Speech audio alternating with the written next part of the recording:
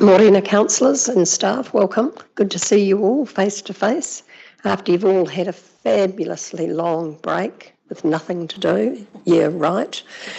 I'll just start with our opening statement, which is that a reminder to you all that the open session of this meeting is being live streamed and recorded.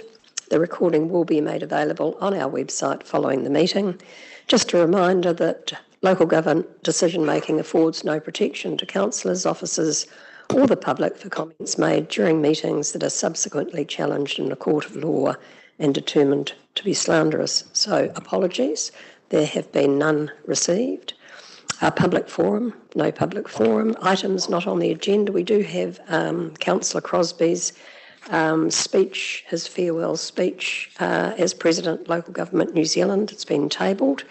And will be considered as part of the operating environment report. Order of business, no change to order of business, simply to say that hopefully we're over Rover by 1:30 today. Declarations of conflicts, I have declared one for item 8.4 and Councillor McMillan will take over the chair. Oh, there he is. Morena, Councillor Thurston. Are you taking conflicts? Just relax, everybody. Are you taking conflicts of interest? I am indeed. Can you give us a clarification or a determination with regards Jane and Te Karo and I participating in the future development strategy with regards the cemetery item coming up for Rotorua in your agenda this morning? Yep, certainly. Namuta, do you want to comment? Should we participate or should we exclude ourselves? That's the question. I think you should exclude yourselves, don't you? Thank you. That's all I wanted to know. Thanks so much. Oh, they're wanting to turn you down. You'd like to turn me off. Much better. I might just clear off the video too. Okay, whoops, gosh. Okay, public excluded business to be, oh, sorry, Councillor Nees. Of interest also for item 8.3 and for 8.4, the MPSUD. Thank you, Councillor Nees. Okay, so we're on to minutes to be confirmed, the minutes of our last meeting of the 16th of May. I'll move they are a true and correct record, seconded by Councillor White. Matters arising, I do have one, and that is we requested some information in relation to similar organisations to Social Link across the Motu. Have we got an update on that, Namuta? Tēnā koutou, councillors. So in terms of the request on page 10 for councillors to be provided with information on organisations similar to Social Link, there are no organisations similar to Social Link across the region.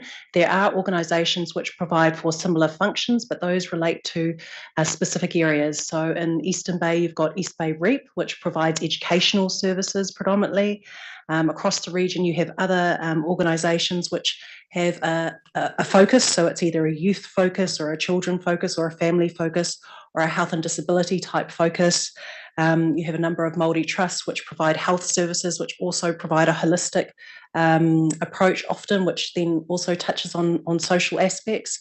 And linking with Liz from Social Link, she did note that while there weren't any similar services to Social Link across the region, Social Link have been approached by Rotorua Trust to see if they would be interested in extending their services. So that's the update. Thank you. Just so I understand that staff are following up with Liz's question around social procurement, and so just noted. And I suppose just wanted to highlight that last bullet point there in response to questions about poor and more disadvantaged communities were also the most vulnerable to climate change, and just really hammering home the need for a just transition, and that being a focus for us. Kia ora. Councillor McMillan, any further matters arising? There are none. I'll put the minutes as a true and correct record. All those in favour, aye. Against and carried. Thank you. Julie. and Stephen, welcome. So Namuta, we're now going to talk about the operating environment report, and thank you for the preparation of that. And as I think Councillor Nees noted in our Zoom last night, that the operating environment is incredibly complex, and our S&P newsletter highlighted that. So as part of this, after we've considered the actual report, we're going to hear from our delegates who went to the Local Government New Zealand conference to give their sort of snapshots of what the highlights for them were. I'm sure there weren't any lowlights. So without further ado, Namuta, ask you and Julie and Stephen to comment on the report.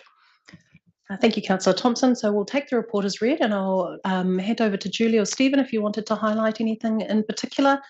Clear. Yep.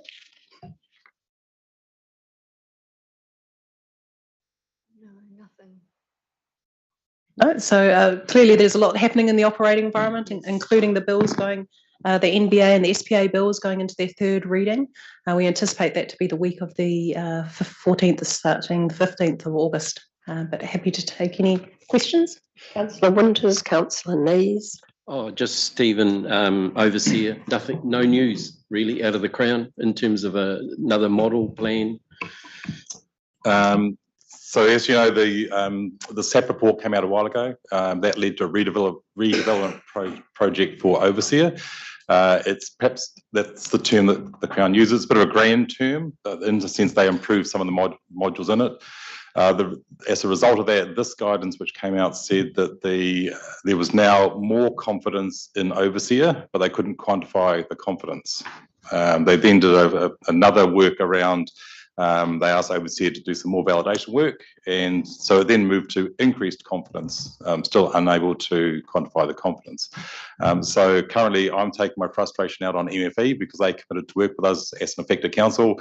They also have a service called Access to Experts, where you contact that group and they then provide the experts and the answer back to you, funded by MFE. So I put a request in that they actually look at Lake Rotorua in terms of biophysical parameters and give us some confidence around using it. So that's where we currently stand on it. From the experts for Lake Rotorua? Not yet, but the irony is, of course, that all the experts were either on the science panel or the technical advisory panel or the expert advisory group. So I'm not sure who else they're going to find. But I'm still remain confident that the parameters that Lake Rotorua, its biophysical parameters, still match with what overseer is good to be used for. Yep. Great answer. Councillor Lees. Thank you, Madam Chair. Firstly, I think we have received it in the earlier communication, but could staff please confirm the date when we are going to start implementing the freshwater farm plans?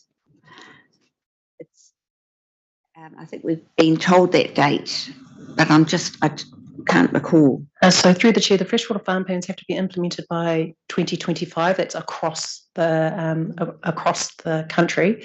We certainly know the first two that have been identified to start, but I'll need to get back to you in terms of the order and the specific timing for us as a region. I thought we had been advised that we had a date, but anyway, that's okay. Because I was uncertain, I thought I'd ask. No. When that happens, how will that be overseen? Will it be through Monitoring and Operations Committee, or will it be through this committee? Thank you. It's my understanding that there will be a report coming to Monitoring and Operations, and it is from talking to the staff who are dealing with this mainly, that we still don't have a definite date for this region, but as Namuta mentioned, it does have to be by 2025 during then, but we don't have a set date yet, as I understand it. They're still working through that.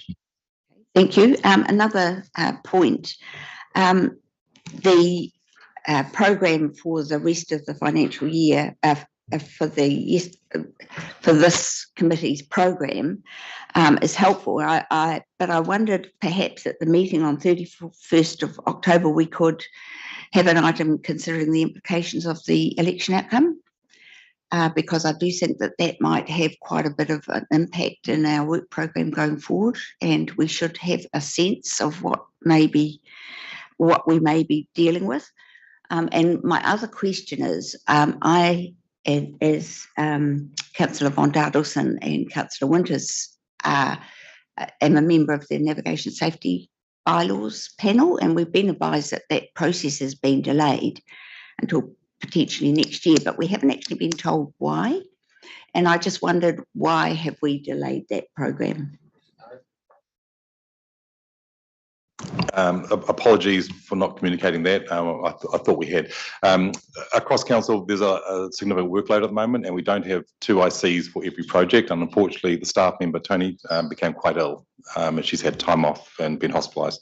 So we made the call to move it to the summer, to the aim consultation for the summer system, and we just had to delay it on that basis. So really, it's a straight resourcing thing, unfortunately. So apologies for not communicating that to you, though.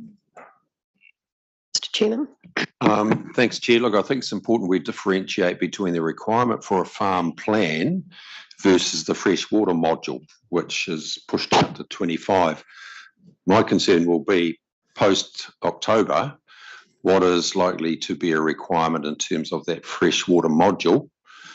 We may go down a pathway and then have to retract it. So probably 25 may well be a more realistic timeframe in terms of getting some surety around what might be in there. But I think there's general acceptance that the requirement for a farm plan, which were required by September, I think, was it? September 23? Anyway, they're required now, essentially. But there is a difference between the two. Through the chair, I have just checked with Chris Engel, who's the lead GM, and we haven't received confirmation of our dates or timings for the farm plans. Come on, and you're over here. Thought you could just sneak in. Welcome, lovely to see you. Okay, no further questions or comments with regards to the actual report. So, Councillor McMillan, you have been managing to your colleagues in terms of the presentations and in terms of the conference. So, over to you. Oh, thank you. Would anyone like to kick off? So just giving us a summary of your highlights from the LGNZ conference. Yes. Yeah, Jane, would you be happy to kick off with your... Well, actually, I thought I would also cover off the regional sector tour, some of the things that we saw in the regional sector tour, which I've got to say was very helpful. For example, the flood recovery manager for ECAN gave a presentation of their whole system of flood management, and the direction they are going in, or looking at going in, is they are looking at the room for the river scenario and actually moving out stop banks, etc. But they're looking at developing planning for river action zones. So there might be 4 zones going progressively outwards, and farmers will know that by this date, the stop banks are likely to go out to the end of zone 1, and this date by zone 2, progressively outwards, so they can actually plan their farming activities, knowing what land is going to be required for flood protection and when. I thought that was quite helpful. They're also looking at their levels of service and looking at their river rating scheme and the fairness of that. And since we are also going to be moving into that, I thought that it might be interesting for you to hear what they're thinking about. They're looking at expanding to a district-wide rate as well as a specific targeted rate. So the system that they talked about, they've got 3 types of rate: a targeted rate for a scheme, a district-wide rate for works and services, and a general rate proportion. And I guess that's a bit like engineering. So they have, that is 15% for large schemes, 5% for localised schemes, and 5% for drainage schemes, and 25% for Lake Ellesmere, which needs a lot of extra work. And interestingly, they're expecting an additional 30% of flows in their rivers due to climate change. So that's why they're seriously looking at changing the way that they're dealing with their river schemes. We also had a presentation from Melanie Brooks from MHV Water, which is an irrigation scheme. And interesting, the evolution that entity has been going on. They said they've now recognised that water storage is key, that being able to just take the water out of the river, out of the groundwater constantly when you need it isn't the way forward.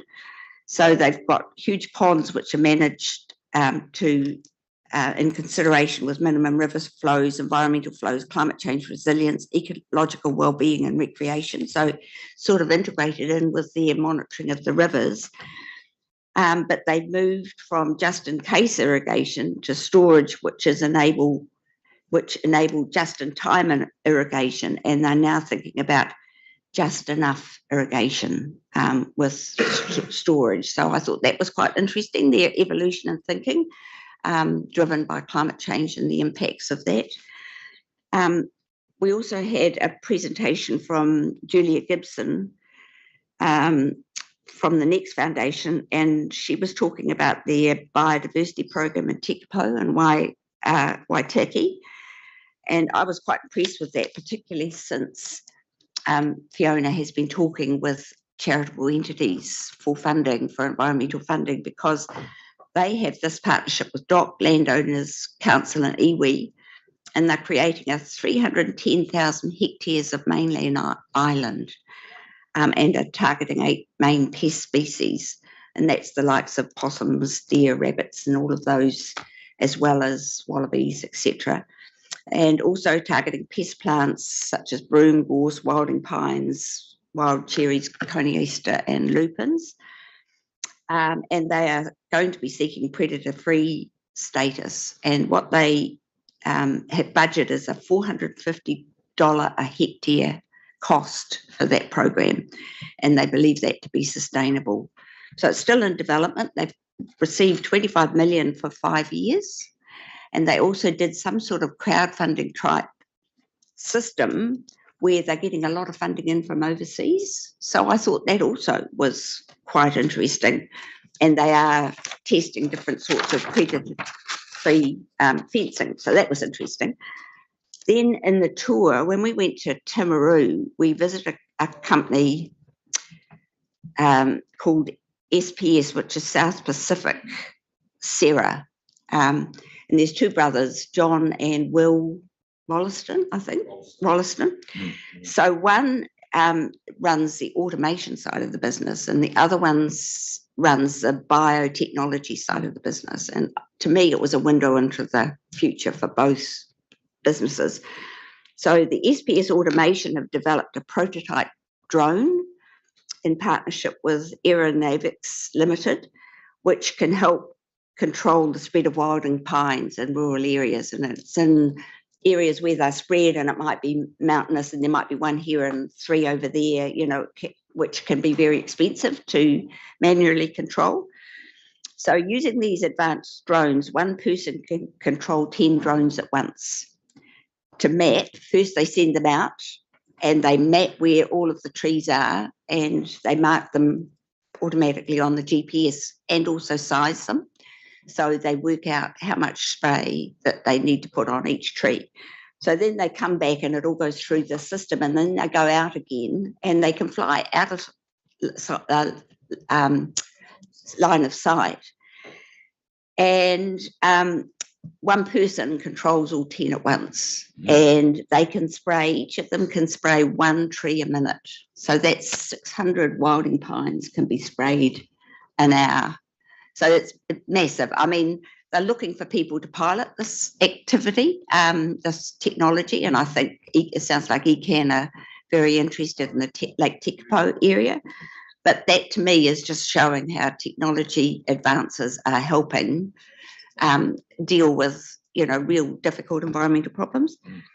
The other entity run by the other brother, South Pacific Serra Limited, are using advanced biotechnology to develop products and processes to lead to new treatments for animals and for people and pest and plant diseases. So I guess what came out of that was quite an impassioned plea from whichever brother it was. They look very alike, William, that we seriously consider when we're reviewing our RPS, our position on genetically modified organisms.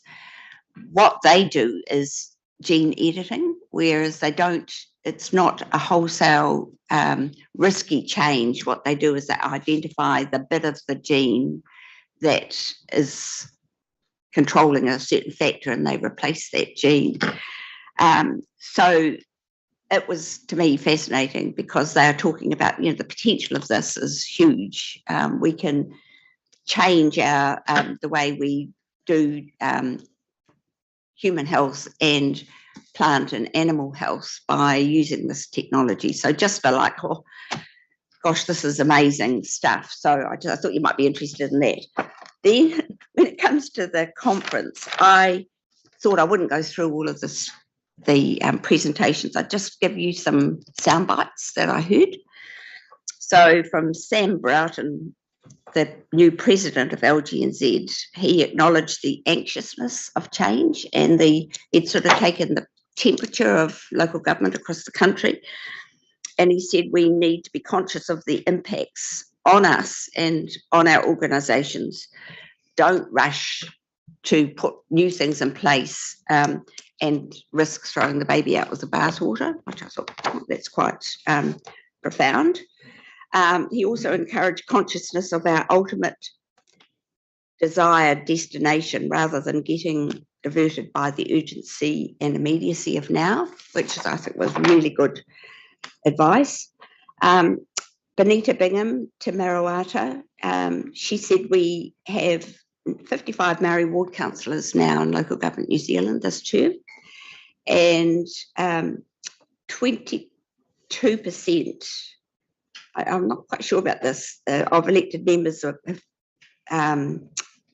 Maori. So that's not necessarily ward councillors, but just across the board. And she did acknowledge that trust had been impacted last term and their focus is on rebuilding this trust. And she said proudly there are 6 Maori mayors and 2 Maori chairs in local government, which I thought was significant. Then Sophie Howe, which I'm sure Kat will talk about, who is the future commissioner is the Commissioner for Future Generations in Wales. And she painted the picture of there being a global movement towards well-being of future generations. And in Wales, they've enshrined that in legislation, and all public bodies must demonstrate how they make decisions which consider the well-being of future generations. It's a very stringent requirement that they've got to prove how they put the well-being of the future first. And the other thing she said is you've got to think about the big things while you're doing the small things so that all the small things go in the right direction to take you to the ultimate destination. And that's what Wales has done as a nation. They've set up their vision. This is the sort of place we want to be in this period of time. And so they try and keep all of their decisions, small and big, lined up. So elected young leaders, there are 14.6% of our elected officials are young elected members. I think that's under 40. We don't have any, have we? Oh, sorry, Andrew, you. Okay. Do you want us to Andrew under 40? Okay. And there are 100 across the country, including 5 mayors, which also I thought was relevant. So the 2 workshops I went to was good governance for CEO pay and performance, and I'm very pleased to say that we are doing best practice. I won't go into that, but it was a very useful session. And the other one I did was on getting future fit, which was looking at digital tools to support spatial strategy, and that was a presentation by Becca, and it had oh gosh, I've got a our old friend from NZTA was running it. I can't remember. Robert Brodniks.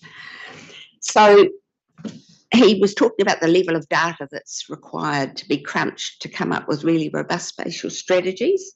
And he talked about the different modelling tools and decision support frameworks, etc. But what was really interesting was this AI technology called Frankly AI.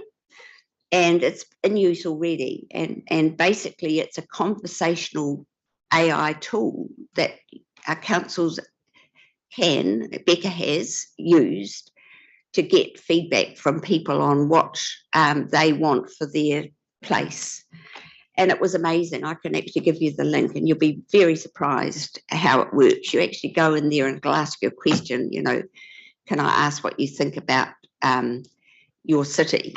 And you answer, and then it comes up with another question, which is not scripted. It's not in real time, it can tell the people that have set this tool out how many people are engaging online, what they think about growth, what they, how they use transport, what they think the future of transport should be. I mean, it was just absolutely blew me away. And I thought, oh my gosh, this is the future again. This sort of tool is incredibly powerful.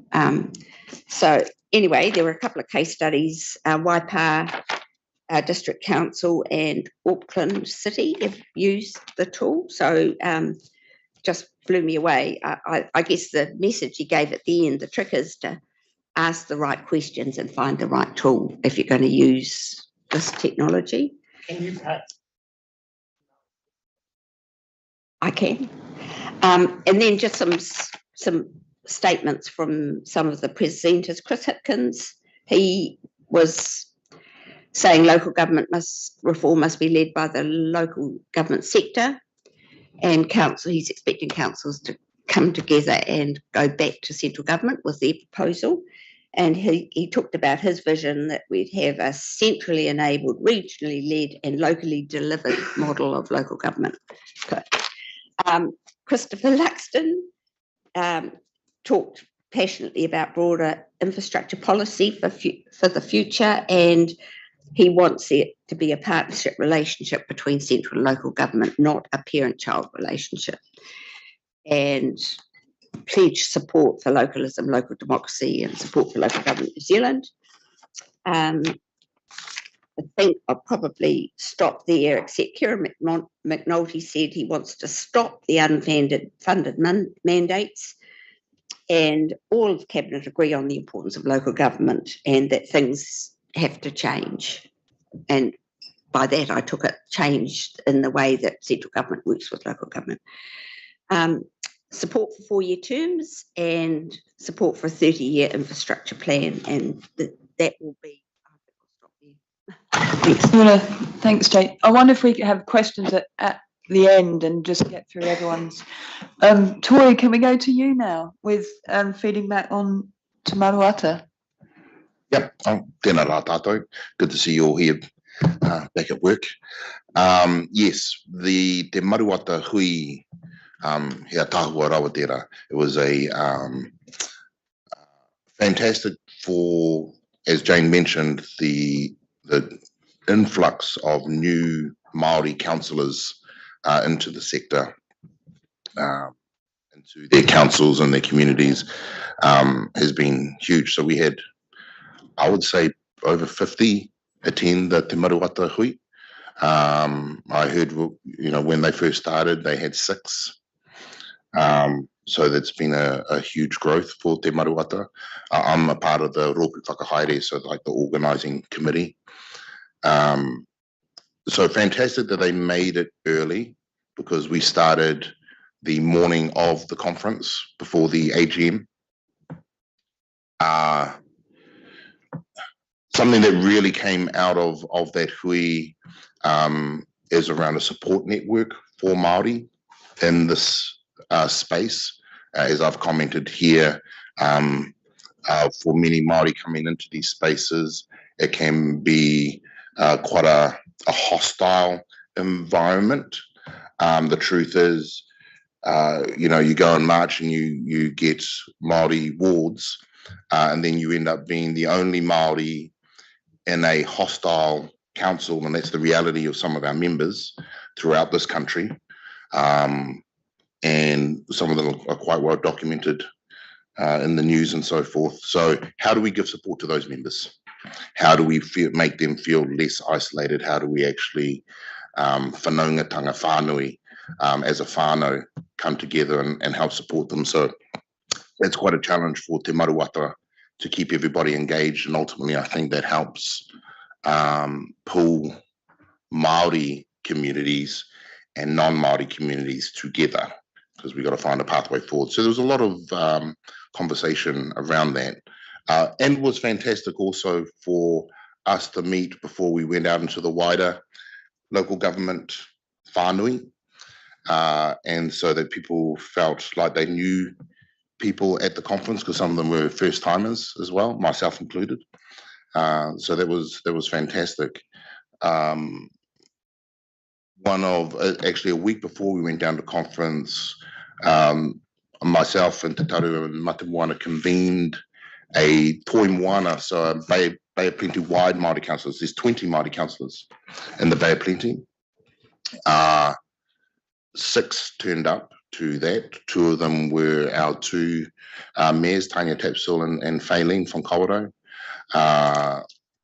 Mate Moana, I think you were ill that day.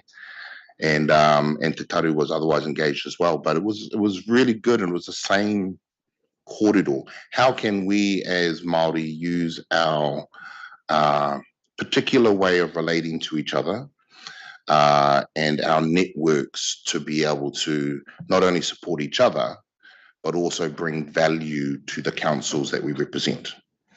Can we have those relationships in a way where we can pick up the phone and go, how's this going in your annual plan or in your LTP, and try and find those alignments? And from that hui, which was the 6 of us, and I'll be sending out a report from that and a way forward. We would like to meet biannually for a noho marae or a weekend, and just enjoy each other's companies. Whanaungatanga, that's the word, to be like family and to have those whakapapa relationships and build on those relationships so that we can actually work together. And I think that's the value we can bring. And I think that's reflected also at Te Maruata on a national basis. You go, I know your cousin, and and we've actually worked. It's a very small world, and you have that relationship which actually can help get work done. So it was amazing that we could go there and be unapologetically, authentically ourselves as we are, and know also that we can get the work done, because there's a lot of smart cookies there. And they're skewed young, which I know is actually reflective of the Māori population full stop. We're skewed young. So the majority of that Te Maruata conference, I would say, was south of 50, at least the majority, which I think is a statistic which differentiates itself from the larger population of local government. So, Koina, kia ora. Kia ora. Chair Leader, did you want to comment on the conference? Seeing I wasn't there for most of it, probably not. And Councillor Crosbie, we've got your report table, but did you want to have any comments on the?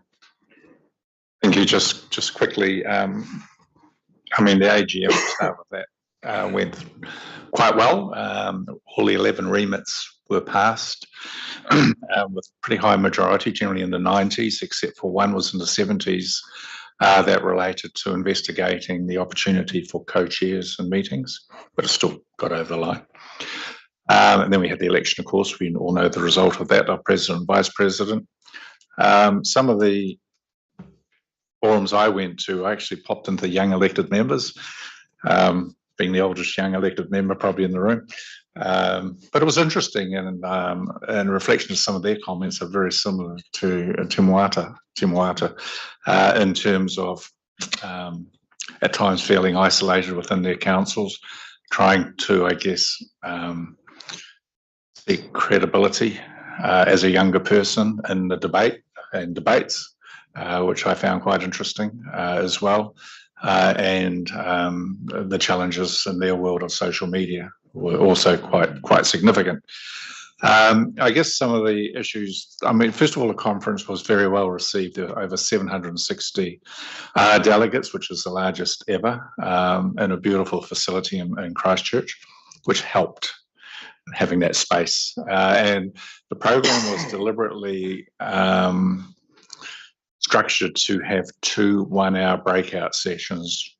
They were kind of like, you could just go and talk to people. And that was incredibly successful and well received, because one of the criticisms we had was, you're just banging out speaker after speaker after speaker at morning tea, lunch and afternoon tea, speaker after speaker, and no time to actually digest that previous session and have a chat about it. So that was very well received. So I went to a couple of the other breakout ones. I went with one with Ron from GHD, which it was around infrastructure funding and some other bits around infrastructure. It was okay. Again, touching on the opportunity for city deals.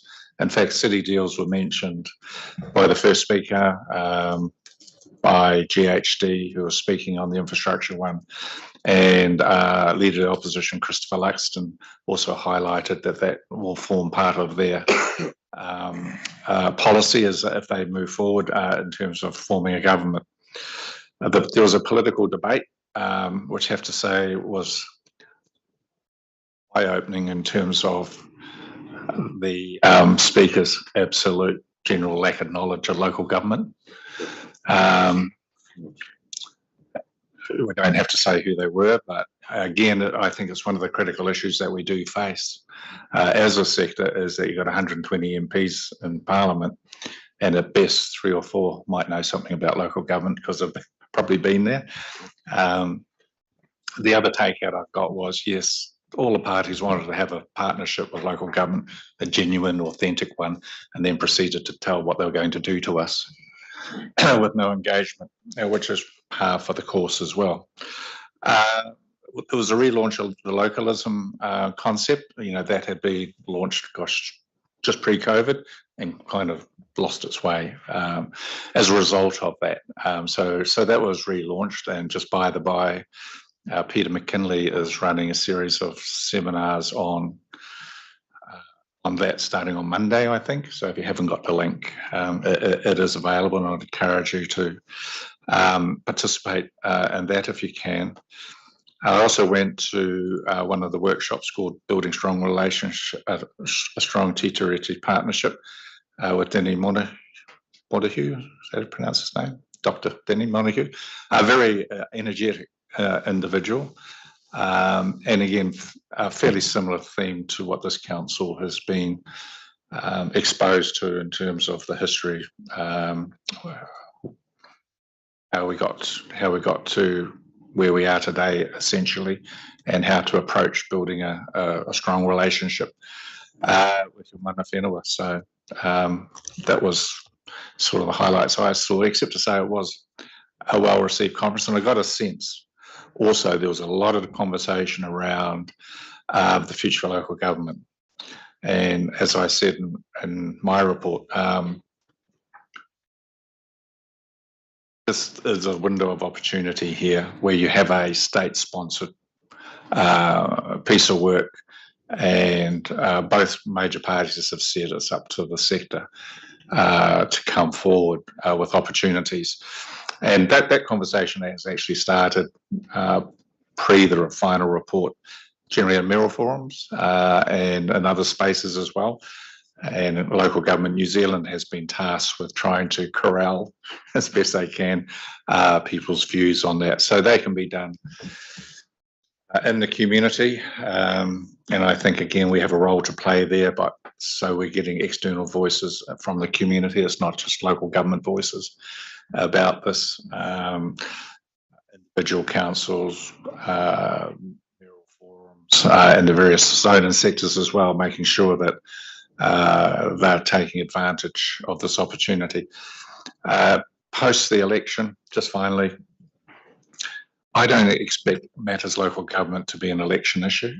There are far more pressing, dare I say it, issues on the community's mind that the various parties will seek to address.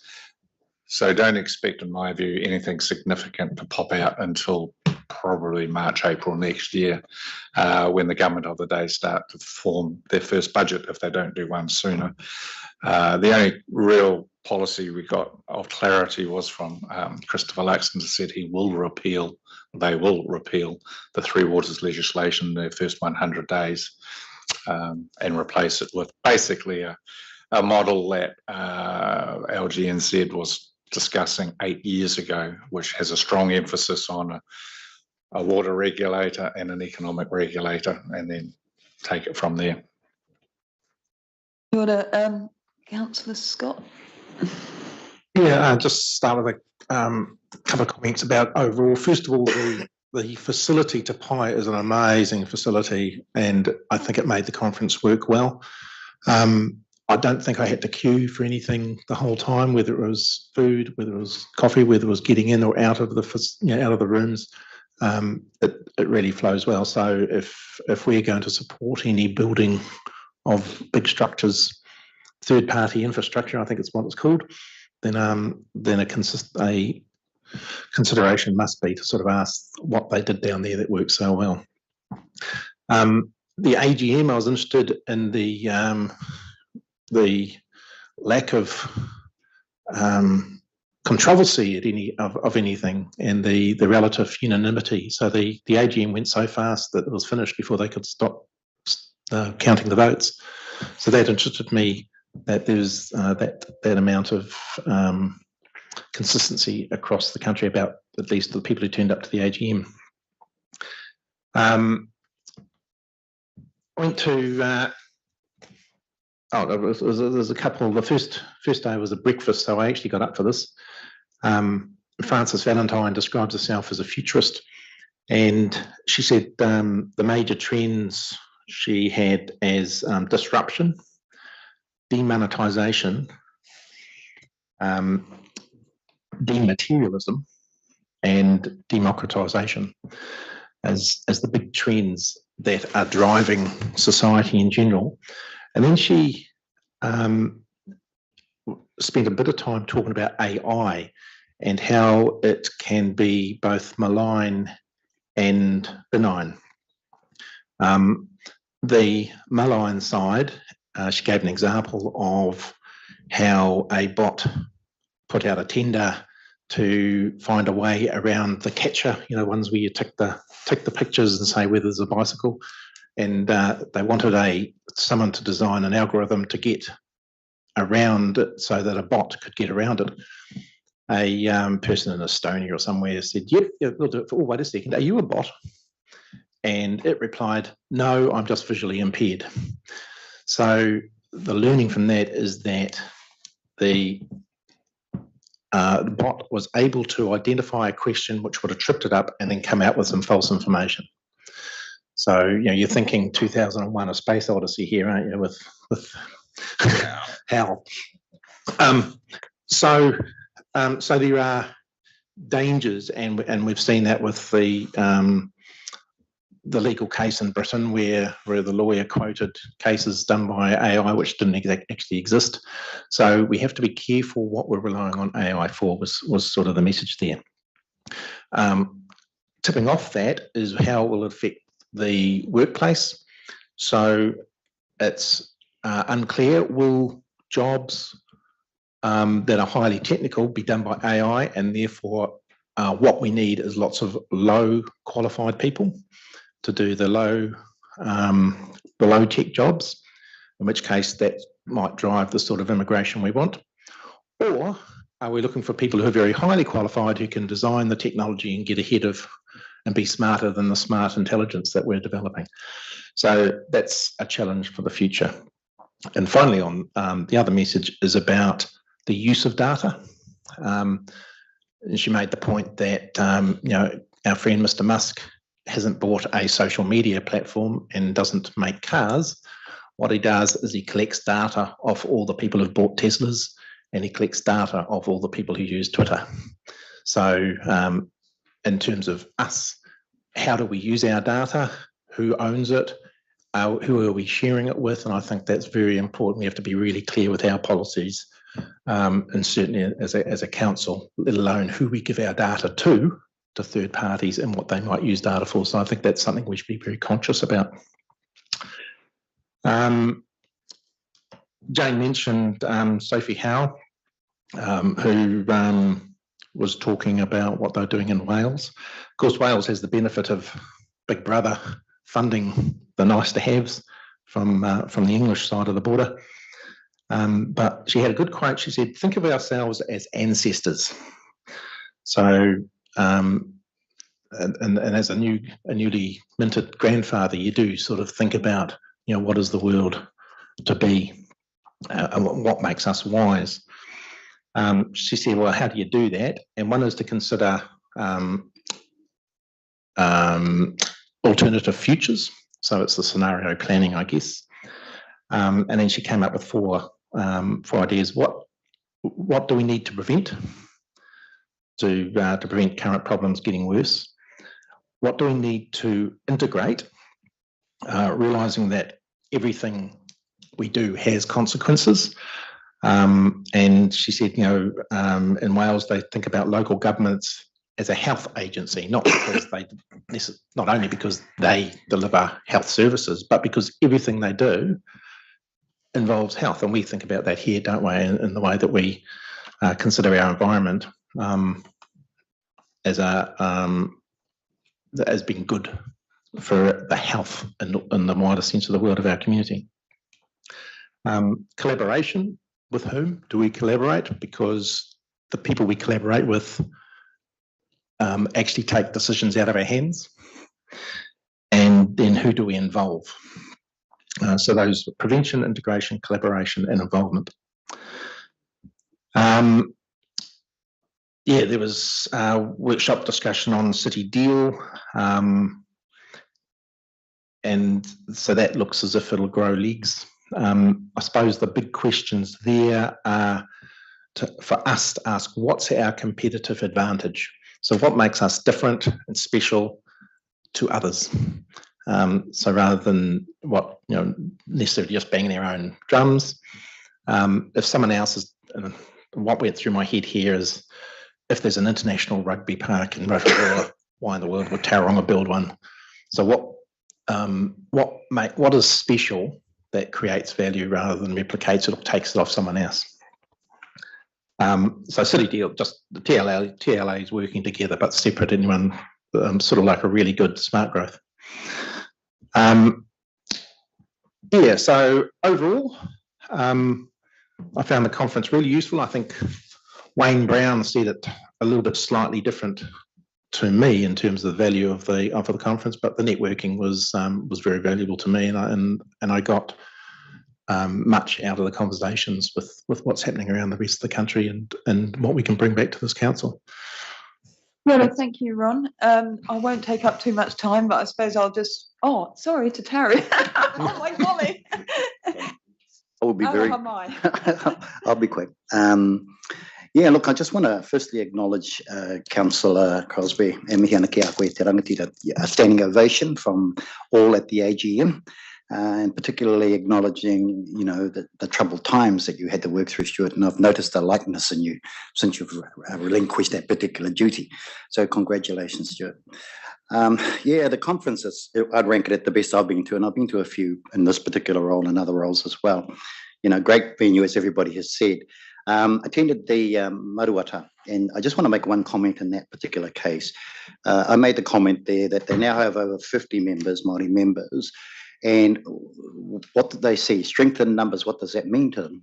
What does it mean? It means an opportunity to influence in an appropriate way, to exercise your views in a very challenging arena. And so focusing on critical core issues as a collective will be really important. There'll be a lot of peripheral issues, but put your energies into understanding what are the big core issues you want to be part of. And exercising your numbers could be a really key element in that. Young Mayor Moko Tapani, North Auckland Mayor, recognised as voted as the Young Politician of the Year internationally and heading overseas to get his award. Sort of highlighted the strength of the next generations coming through. The generation after me and after a number of us and the generation before. They were there in force, and really, really exciting to see that talent coming through.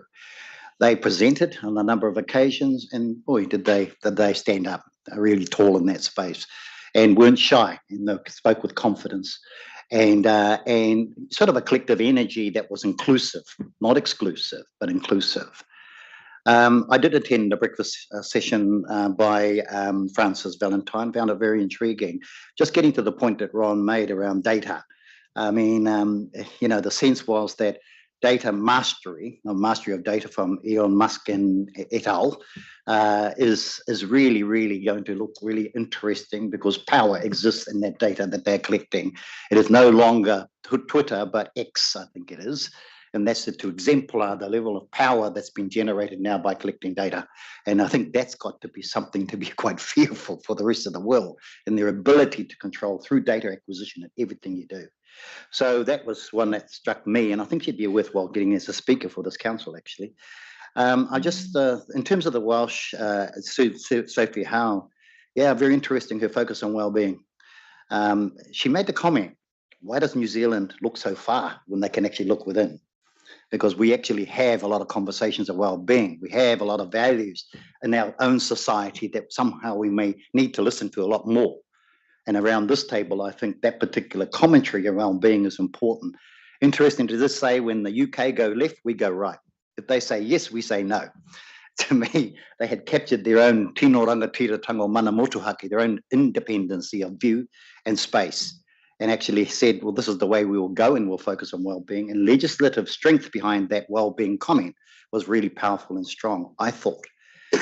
One of the things that I did attend a couple of the sessions, climate change, I think was a waste of time. It was done by Aon, really selling a product more than selling. I mean, it was a presentation on how do you suck eggs? I mean, basic fundamentals of climate change. So I was a bit disappointed by that. The RMA one I went to, that was pretty cool. I enjoyed that. Some good sessions come out of that. But one of the things that I really thought stood out for me was showcasing Ngāi Tahu, showcasing the mana whenua, showcasing the resurrection of land that was used as a municipal dump. It was a wāhi tapu before, it was used as a municipal dump, gone through all sorts of really tragic events. They got it back. They have actually remedied it, working with the community, and actually a great deal of trust giving in the iwi in that space to do things right. And boy, was it something, an eye-opener. Actually, it relates to community as well. Hand some power over to the community and they'll do the job for you. Try and hold it back and you're going to limit your ability to move forward. And I think that's a grand message for council, both in terms of community and iwi, that I thought was good. Anyway, those are my thoughts. I think, the issue of partnership came up on a number of occasions, a vexed question at the AGM when it voted for co-chairs. That was the lowest, 69%. It wasn't unnoticed by the Maruata and others. So quite a lot of work still to be done in terms of the Māori engagement and recognition of trust in that space. That's me. Got it, Tataru. So I'll just wrap up. I suppose a general theme I got was a real sort of sense of energy and embracing change, community-led democracy, working together, progressing with the local government reform, climate adaptation, and long-term decision-making focusing on future generations. And that to me was the whole of the 3 days, to me, really harnessed the energy around all of that. And that actually really inspired me. And I suppose my question was, how do we keep that momentum and energy in our, in our rohe, in our regions, and don't kind of flatten off from that inspiring future thinking mahi. I found Sam Broughton really progressive, inclusive. I'm really excited about him as a president for LGNZ. His key focus is change and relationships, and I think that's really timely and on the money there. Very approachable guy, really inclusive. The mana whenua address, had a real focus, it's been said, the growth in Māori councillors, and a mention of don't be afraid of co-chairing. I thought that was good to hear. And yeah, you know, embracing, not fearing. A lot's been talked about Sophie Howe already, but I suppose it's really that, you know, their question was, what is the Wales you want to leave behind for future generations, or how to ensure the well-being of future generations by our decisions and actions now, and having everything with that lens, but not us making the decisions, us co-designing with the citizens, and the citizens leading those discussions and making those decisions, not us making them for them. And one of the measures she talked about was how many girls ride bikes to school. And if you stop and think about that for a moment, it pretty much ticks all the boxes. It may not be a regional council measure because we're not so much focused on cycle paths and footpaths, more on public transport. But I'm thinking we can have some simple measures like that tick multiple boxes, you know, and it really makes sense if you just think about that, you know, for a minute and think how many boxes that ticks, that measure. The young elected members, it's been said, found them so inspiring, and as Tataru said, they were taking a key lead on the stage with presenting, and yeah, really impressive, blew me away. In fact, I was thinking, gosh, what was I doing at their age? And their 5 po are upholding Te Tiriti, environment and climate, 3 waters, housing, and a future focus. Kind of says it all, really. And there was a session, no one's mentioned it, the one on managed retreat. And I suppose just 2 key messages that came out of that for me were keep it simple, and it's about people. So there's a lot of overcomplicating of managed relocation, managed retreat. And fundamentally, when you boil it down, it's about the people, and it's about simplicity. That was the key message came out of that. And yeah, that's pretty much it from me. So should we open it up to any questions? Or? Jane, thank you for your presentation. As always, succinct and very good. I just have to raise the issue of, you raised the issue of genetic modified organisms. And I don't know any political party or individuals really that embrace GMO technology as a way forward for New Zealand. What is strongly supported is genetic editing. And you actually got that wrong as well, because genetic edit, well, no, it's important that we actually all understand this. Genetic editing does not bring any outside organism into the genome. It tweaks it by either snipping it and turning it off, or adjusting it within itself. And so there's nothing with gene editing. We're not modifying the organism with an outside source. And that's hugely important that we all understand that. So I just wanted to raise that because so everyone's really clear about it. And thank you for your presentation. If I could just make a comment, I guess this whole field is moving so fast. What worries me is the ethics of the use of it. And I did ask them the question, because they might be doing one thing this way today, but they're always pushing the boundaries to come up with different things. And I asked what ethical framework do you think needs to be in place before this technology is embraced and utilised? And I was a bit disappointed because he seemed to think we've got it all in place through the health system. I don't believe that for a minute. I believe that government would have to legislate for the widespread use of this technology. Can I just say, can we just have one more question? We're over time now. So Councillor Shirley, and then if we can just bring it to a bit of a close. Thank you, Chair. There's one I think, very important aspect that both Kat and Ron touched on, and that is Kat mentioned the move to community-led democracy, presumably at the expense of representative democracy, and Ron mentioned the process of democratisation. Could both of you sort of just expand on that discussion that took place? Because for me, that's one of the real biggies. Yeah, so here, there's a few examples you gave, but citizens' assemblies was a major idea. And it went into some examples of where it worked and how important it was to get it representative of the community. I didn't take I haven't got the notes with me, but you might have a better memory, Kat, but she gave an example of where they were surprised about how the result of the assembly came out with a result that, when implemented, was more popular than what the politicians were thinking about. Can you remember what that example was, Kat? I'm getting it muddled up with some things that Ireland have done around citizens' assemblies now in my head, so I can't remember what specifically Sophie Howe said on that. But yeah, definitely around citizens' assemblies and coming up with, so they came up with 7 long-term wellbeing goals that were community-led.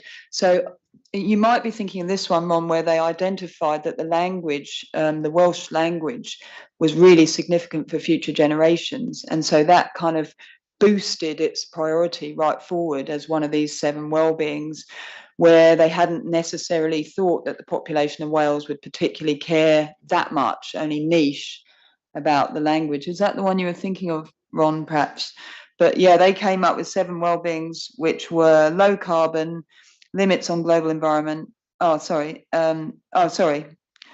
Prosperous, which is low carbon, limits on global environment, acting on climate change. Resilient, healthier, more equal, globally responsible, vibrant culture, and thriving Welsh language with cohesive communities. And then they, with their future generations focus, they had to tick all 7 of those boxes. So even if it's something like building a road, if it doesn't tick those boxes, that road is not going to be built. There will be a different alternative.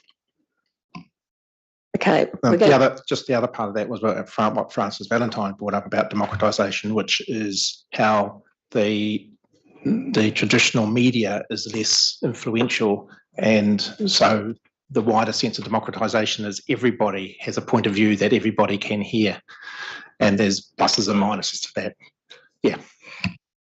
So the one takeout for me from this discussion is that we need a lot more time to have good discussion around all these kinds of issues. To your point, Councillor Shirley, that's the issue about what's the difference between representative and participatory democracy, a major force, a major trend that's emerging. But it just strikes me that as a governance body, as councillors, we need to make time, Mr. Chair, to actually have time to actually have these kinds of really, really great discussions. But anyway, bringing it to a close, thank you all for your observations, are really interesting. I think it's really appropriate now that as a council, we acknowledge and congratulate you, Stuart, on your term as President of Local Government New Zealand. Without question, you have been at the helm in one of the most challenging and disruptive times in local government's history in decades, if not the most challenging. And I don't have any doubt whatsoever that your legacy will be the future for local government, which you have championed for a long, long time. And it's absolutely bewildering to me that we needed, sorry, Mr. Coffin, that we needed the ministerial review to conclude what you have been saying for years and years, and that is that the funding model for local government is broken, particularly for growth councils, and I find it particularly unfair that so much criticism is levelled at growth councils, like when you were Mayor of Tauranga, when in fact the funding model was broken. It wasn't underinvestment by choice, it was the funding model was broken. And the other thing that you have always championed is localism. The greatest, I think, challenge we face between centralisation, regionalisation and localism, and how it's all going to work out is a bit beyond me. But I do want to acknowledge, Stuart, that you have continually championed those things. Your legacy will be the opportunity now for citizens, communities and local government to put a line in the sand and think about how they want to go forward. So I guess, colleagues, I would really like you to stand and just show our respect for our colleague.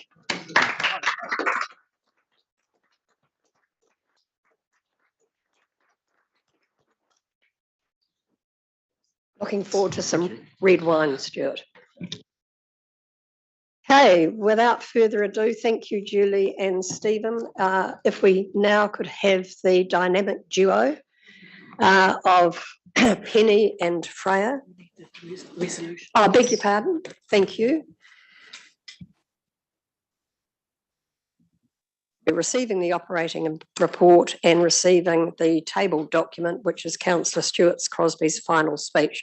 I shall move, seconded by Councillor Winters. All those in favour, aye, against, carried. So, Morena, and welcome to the dynamic duo. And today is yet another milestone in what has been a long journey, 5 years to get to this point. And here you are coming to us today to ask for our endorsement of this draft plan to go forward for public consultation and also the establishment of an appropriate hearings panel. So I think there's a pretty straightforward things you're asking of us. I have to acknowledge the fantastic presentation by the Rupu last at the workshop we had. I think Councillor Nee summed it up brilliantly when she said that it gave us such a rich and deeper understanding of what actually this particular system management plan means for the Taonga. And I just want to acknowledge that. I noticed Councillor Thurston has burst back into life and is on the screen again. I acknowledge you, Councillor Winters, but I just do need to clarify. Do you have a presentation for us? It all looks pretty self-explanatory to me. Do you? Tēnā koe and tēnā koutou e rau rangatira mā. No, we do not have a presentation for you. Thank you, Penny. So I'll just ask Councillor Thurston and then Councillor Winters. They have some comments. And I just do want to acknowledge that when we're looking at the hearings panel, the geothermal working party chaired capably by Councillor Thurston did comprise Councillor Thurston, Councillor Winters and Councillor White. So that would seem to me to be a fairly appropriate lineup. But anyway, without further ado, Councillor Thurston. Thank you, Madam Chair. Look, I'm delighted to move the recommendations on page 22.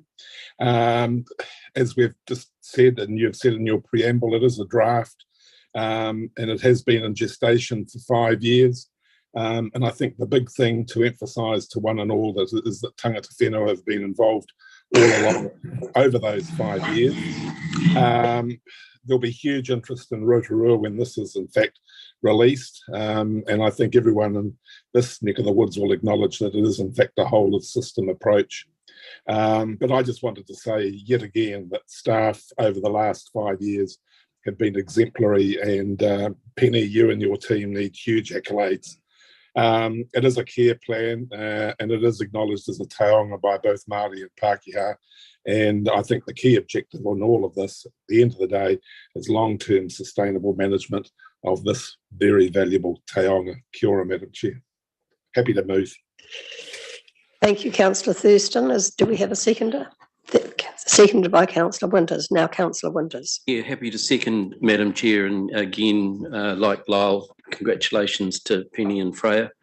Just two questions, Madam Chair. The first one, we haven't got a time frame for the submissions on this, so interested to hear that, because I'd like a really long time frame. I don't want this to be done and dusted in 6 weeks, because I don't think that's long enough to give our community a decent go at this. Second question is the hearings panel. Are we going to look at a sort of a co-governance hearings panel like we do for navigation and safety? Because I think that would be really useful. Councillor Winters, excellent questions. First one, timeframes for the actual consultation engagement. Penny, any ideas? Yes, and I'm already thinking that maybe you're not going to be particularly happy with what we're proposing.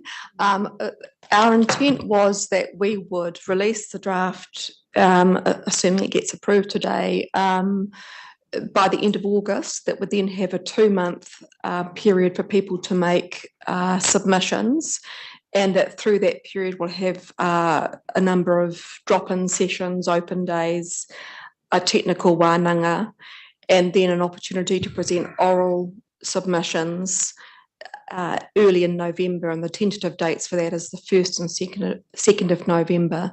So that's a 2.5 month period that we felt was sufficient, given the amount of input that people have had into the process to date. If you think that's not, and your advice is to provide a longer time frame, we can accommodate that. Councillor Winters, would you like to see an extension? Yeah, I'd prefer longer, Penny. I think this is so important to our community. I don't want to rush this. It's taken us 5 years to get to this point. Let's not rush this now. So my preference is longer. There's going to be a lot of, whilst there's been a lot of tangata whenua feedback, there's a lot of other feedback wanting to come into this as well. And my preference is, Madam Chair, a longer time frame, please. Give us time to get this right, because we've got to get it right. People have been waiting for this for decades, and let's not rush this now. That's my plea. Penny, take that on board. Certainly, and perhaps if we look to extend bringing it back to you in February instead of December, that might work better. That'll work for me. Yeah. So I've got Councillor White and then Councillor Nees. Kia ora, Madam Chair, through you. I just want to, I don't have the institutional involvement as long as Lyle and Kevin have had, but I have had a long involvement with the tangata whenua in the context of this particular taonga. And I want to say, Penny, through you and the team and the journey you've had to go through, it's been challenging, very tough, and I know that. There's lots of passion behind this particular issue, and you've been exposed to it all. And I want to, thank you for your sometimes your courage under fire, and it was not warranted. I just want to say that you've come through with flying colours in the context of this particular paper and the energy levels that have been expressed by the tangata whenua groups. That is Ohanamotu, Whakarewarewa, and also Ngā Puna. Those three particular communities are hugely strategic in the utilisation of this resource from time immemorial, from time of first discovery to now. So you've not so much won them over, you've included them. And they've actually had that opportunity to involve with you and to make decisions with you. And for us to hear the mātauranga that they were sharing was something that comes from the heart and from their ancestry. So I want to acknowledge that very much. And I think that gives the depth of quality along with the expertise of our team to pull it together. And so that takes some doing. And even though it's taken 5 years and we're now looking to February, I can see it happening, and I can see some interesting conversations with the community. It isn't a question of possessing this. It's a question of how do we share this for future generations. And that's what I love about this. So just wanted to ngā mihi ki a koe, ki a koutou, te tima mo te tautoko o tēnei kaupapa. A very strong acknowledgement to you both, and I'm sure reflected by a lot of my people back home. Nō reira, kei te mihi atu ki a koe, ki a koutou. Thank you, Madam Chair. Councillor Nees. Thank you, Madam Chair. Firstly, I just want to congratulate you both on a really high quality plan. It looks amazing. And it's been a really positive process. Now we've got to the end of it. I have, Madam Chair, sent through some suggestions for editing, but I won't raise them with the committee now. They're not substantive. But there is 2 matters that I'd like to raise that I wonder whether we've missed an opportunity on in the plan. the first one is on page 59, where we've got the section on integrated management and partnership. And also further on in page 60, we talk about transfer of powers and transfer of decision making. And I do believe it would be a good opportunity for us to ask the question on support for transfer of powers and transfer of decision making as part of this plan. I'm sure we'll get really strong feedback from tangata whenua, but I do believe that to be silent on asking people are they happy with that would be perhaps an oversight. The other issue is around climate change, and I did Google the document and found it was only mentioned, I think, once under the allocation section. But I do believe that there will be impacts going forward on the resource from climate change, and the Rupu did mention that they can read the signs with regard to the climate and what impact it's going to have on the resource. So I just wondered on page 61, under the section of knowledge-based decision making, should we mention monitoring and forecasting the impact of climate change in there as a suggestion? And I know that it's been moved and seconded, but I just put that forward as my thoughts for gaps that we could consider filling. Penny, how do you feel about Councillor Neese's suggestion in terms of the climate change action? I think they're both excellent suggestions, and we can include both of those changes. Yeah. So, who moved and seconded? Okay, are you, as mover and seconder, happy to accommodate the changes? Certainly. Okay, so we'll take that as a done deal. Thank you. Councillor Scott? It looks great for me, and Councillor Nees has mentioned some editing, but particularly in the first half, there seems to be some real work need doing. Apostrophes, spelling, missing words, grammatical errors, so some real just concentration on some of that. And then also page, or set the heading section 2, it's page 27 for me.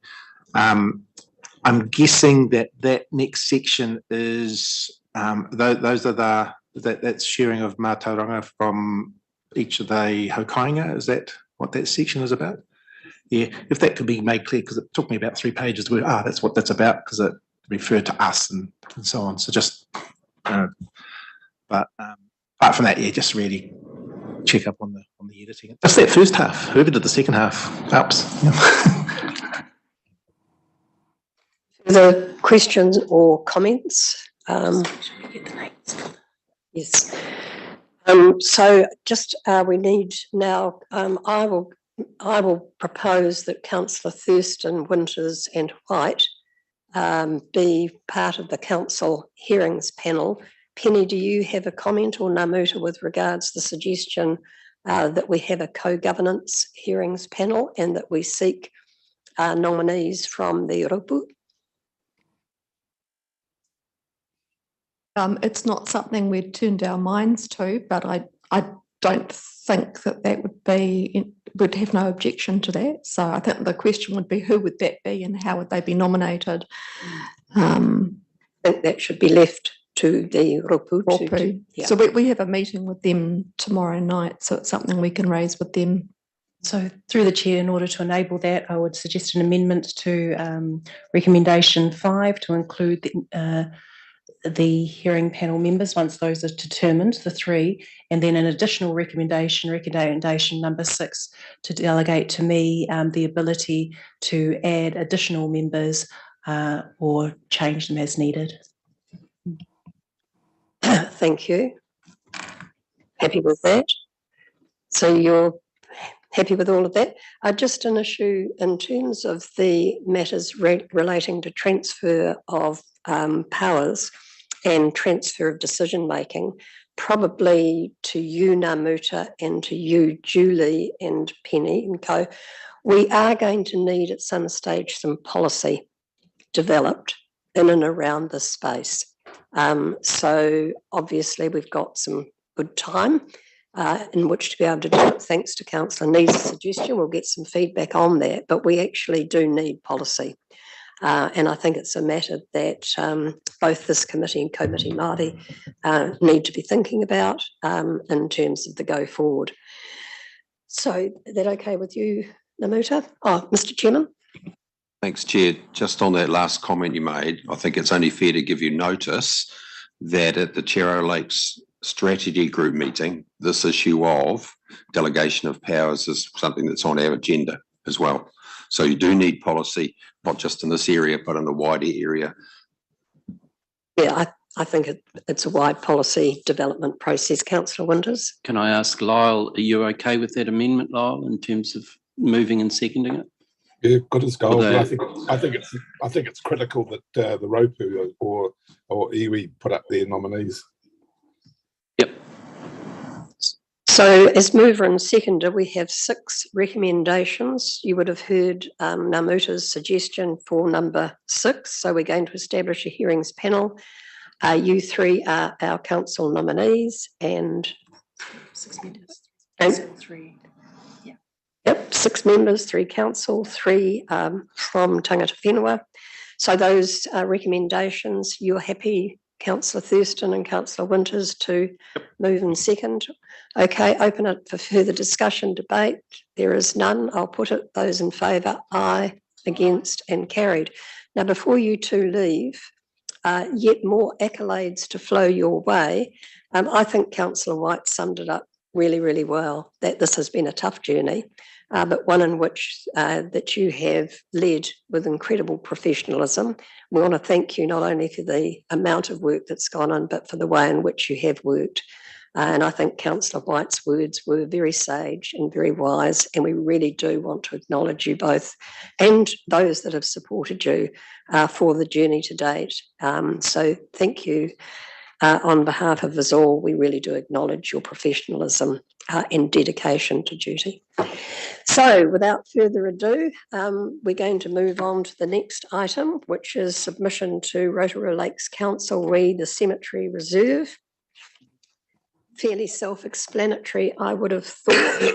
Welcome, Elsa. And Julie, we're going to take your report as read. Do you have anything further you wish to add? Tēnā koe, Chair, tēnā koutou councillors. No, I do not. Thank you. So I'm now going to turn Councillor Winters, then the chairman. Happy to move, Madam Chair. And can I add huge traffic issues relating to that, as well as in the report. Heavy trucks, what a silly place to put residential housing. Couldn't believe it when it came onto the agenda, but fully support the submission by Anton and the team. Can we also, if this is passed today, say that it's not just a submission from Bay of Plenty Regional Council staff, it is a submission from Bay of Plenty Regional Councillors as well as members. Can't believe that it's on the radar. So we'll just simply, this is a submission from the Bay of Plenty Regional Council, Toi Moana. We don't need to say unanimous support if it goes through today, Madam Chair. Just need to be careful with the position of Councillor Thurston and myself as members of the FDS hearing panel. We've noted we've got a conflict, so we don't want it to be inferred that we voted for this. We'll make that very clear. Mr. Chair. I'll second, Chair. The executive summary is compelling in terms of the reverse sensitivity, as well as the geotechnical issues. Fully supportive. Any further debate, discussion, questions? Councillor Crosby. Yeah, I do support it, but just to say this is sadly an issue facing a lot of areas in New Zealand where there is a desire to house people, which is good. But one thing we learn in our business over time is right decisions have to be made right at the very beginning. Otherwise, there can be severe consequences later on. So it is a case of, being studious and careful about, where we place homes. You, Councillor Thurston. Madam Chair, can we actually have a third part of the recommendation that states that neither Councillor Nees, Councillor White or myself participated in this discussion? And I think for the history, it should state the reason why, the FDS, please. Jenny, you happy with that? Yep. Done. Councillor White. Yes, Madam Chair, I was just going to mention what Lyle said, so. Thank you, Mr. Chairman. Chair, just so we're clear, and so we avoid the past RPS issues, in opposing this submission, is it a condition that has to be complied with, or is there still the option for RLC to proceed on this matter? Advice, please, from Namuta or Julie. In other words, how directive? How directive is it? Through the chair, it is a submission from another party, so will be treated as a submission. The point I'm making, Chair, is that relative to what we're trying to unravel in we're having that flood in Nongataha, if you're not careful, in 10 years' time, you could be facing the exact same issues that we made a submission against, that the parties, whoever occupy it, if it's decided to go ahead, take an action against us as the regional council or whoever. Yep, through the chair, it is, well, as I understand it, it was part of the housing accord, which we are not a signatory of, and further submissions are due to close today with a hearing tomorrow. So through that, you can infer the urgency of getting this moved through pretty quickly. I think the real issue that I think the chairman's getting at is the directive nature of the RPS air quality that we are using as our coat stand for this. So in other words, we're wanting to know, is there room for discretion, or can this be directive and has to be complied with? Elsa? I think in this instance, it's a bit grey because this process is actually through the Reserves Act rather than a resource management process. So usually I think it would be quite directive, but this case it is a bit not as much because it's through that different act. So through the chair, this isn't the typical process you would go through. The way they're bringing it forward so that it can be enabled quicker, but normally you would go through an RMA process first. Okie dokie. So will staff be presenting verbally? No. Should we? I did reach out to RLC and they assured me there was no need to. Our submission would be, taken fully and considered by the hearings panel, because due to that quick time frame, I did, have a concern potentially with that. But they said no decisions will actually be made until I think it's the 13th at their meeting. So that gave me a bit of comfort. Okay, thank you. So we've got a mover and a seconder for the three recommendations. Any further debate, discussion, questions? There being none, I'm going to put it all those in favour. Aye, against, carried. We're now going to adjourn for a cup of coffee and be back here in 15 minutes.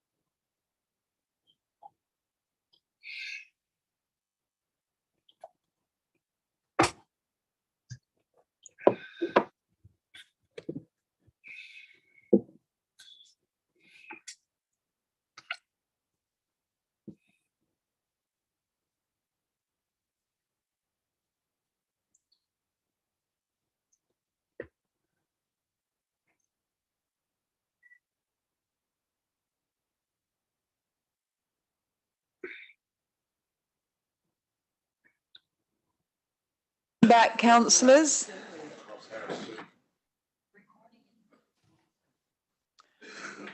Okay, we're moving on to item 8.4 of our agenda, which is the NPSUD change 6 to the regional policy statement update. And welcome Anton, Nasser and Samantha.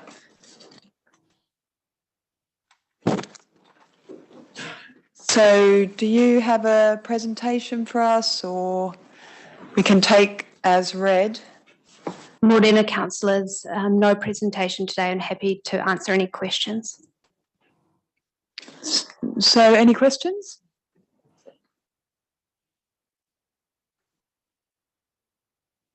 I guess we're in a process, so we have to be a little respectful of that. So it's fundamentally an update, isn't it? But I'd be interested in some of the key themes that have come through, the high level themes that have come through submissions, if that's possible at this point. Yeah, so with submissions, some of the main themes we had was around out of sequence development and how that's captured in the policy. That was one of our big ones. Another one was around the wording of the policy for the Treaty of Waitangi principles, reverse sensitivity effects associated with existing industrial activities in proximity to marae, and also reverse sensitivity effects to do with farming activities and Kiwi Rail as well. Those sort of the main ones. Got it. If there's no more questions, can we have a mover and seconder to receive the report? Councillor Van Dadelson and Councillor White.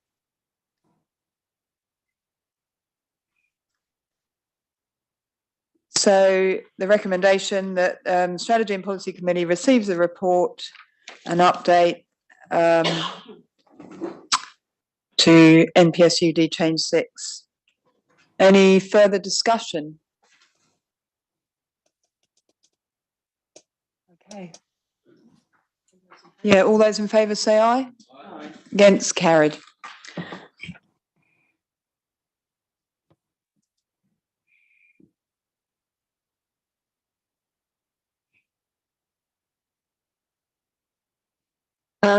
Thank you, Councillor McMillan.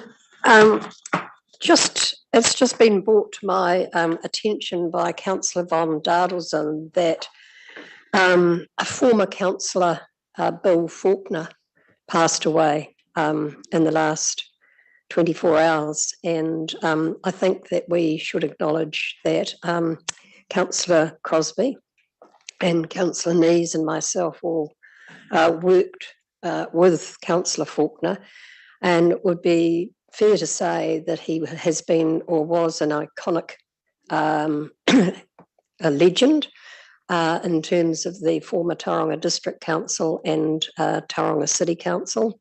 And I think from my recollection, Councillor Crosbie, his greatest contribution to this city was leading the charge on the introduction of the microfiltration system, which was leading edge at the time, and he really did play a hugely important role in that. So I think it is appropriate that we acknowledge his passing and his huge contribution to the city. So I don't know, Councillor Crosbie, if you wanted to say a few words. Thank you. Yes, it's how would you describe Bill in a few words?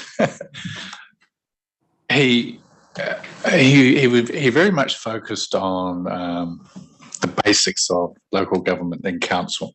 You know, he had a passion, obviously, for the waters, which was a massive, but also in the transport space. That was his love, other than sailing, of course.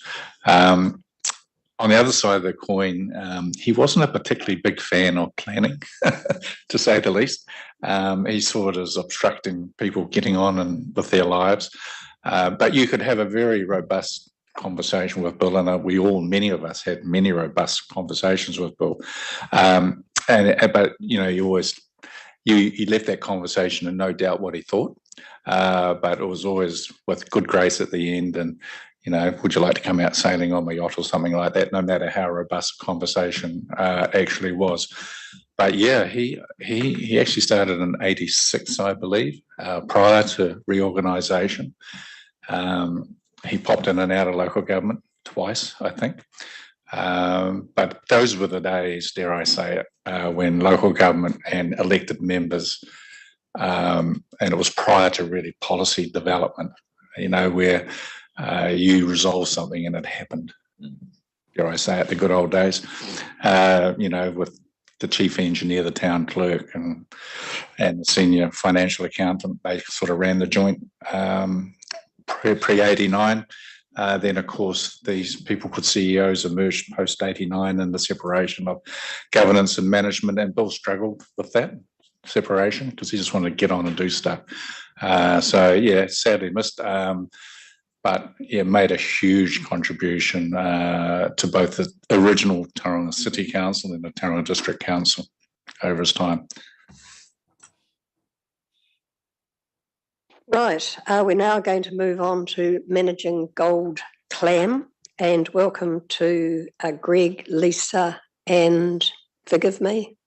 Just introducing Biosecurity Officer Waka Tikurapa. So Waka's been in our team now for a year or two. We stole them from consents. Excellent. Okay, so I can see you've got a presentation. So Greg, we'll leave it to you. Thank you, Madam Chair. So as we've spoken to Council earlier, gold clams were detected in the Waikato River system earlier this year, in early May. Since that time, MPI with various iwi and councils in the Waikato have been doing surveillance through that river system. The clams appear to be very well established from about Lake Kirapero down to Hamilton City and probably all the way down the river system from there, and have just recently found another detection of them at Lake Maraetai at Mangakino, which seems to be separate from the Kirapero. So that may have been a vessel movement related find. We'll just wait and see. We've done quite a bit of surveillance already in partnership with Te Aroha Lakes Trust, and we have not managed to detect them in any of our lakes as of yet. These things are of particular concern. They're prolific breeders, capable of producing up to 70,000 juveniles each per year. They've quite already established through North America and other parts of Europe, and they've proven to be very problematic in that because they're rapid breeders, they clog irrigation, water intakes for irrigation and hydro dams and things like that, but they're also very effective filter feeders, and in our context around the lakes, they're probably a significant threat to kākahi through competing for food and for space in the lakes there. They've never been eradicated anywhere where they have invaded to date, but there have been several methods used to try and minimise impacts of them, including suction dredging, the use of chemicals for targeted control and smothering of them, but they have proved really difficult to control. Really spread through vessel movements, similar to most of our other aquatic pests. So the check, clean, dry is really the big message here. We're trying to prevent them from spreading. We definitely don't want them in our part of the world.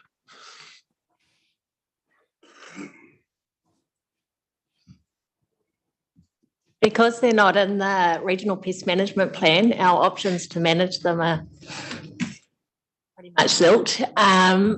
So the options presented in this report are what can we do.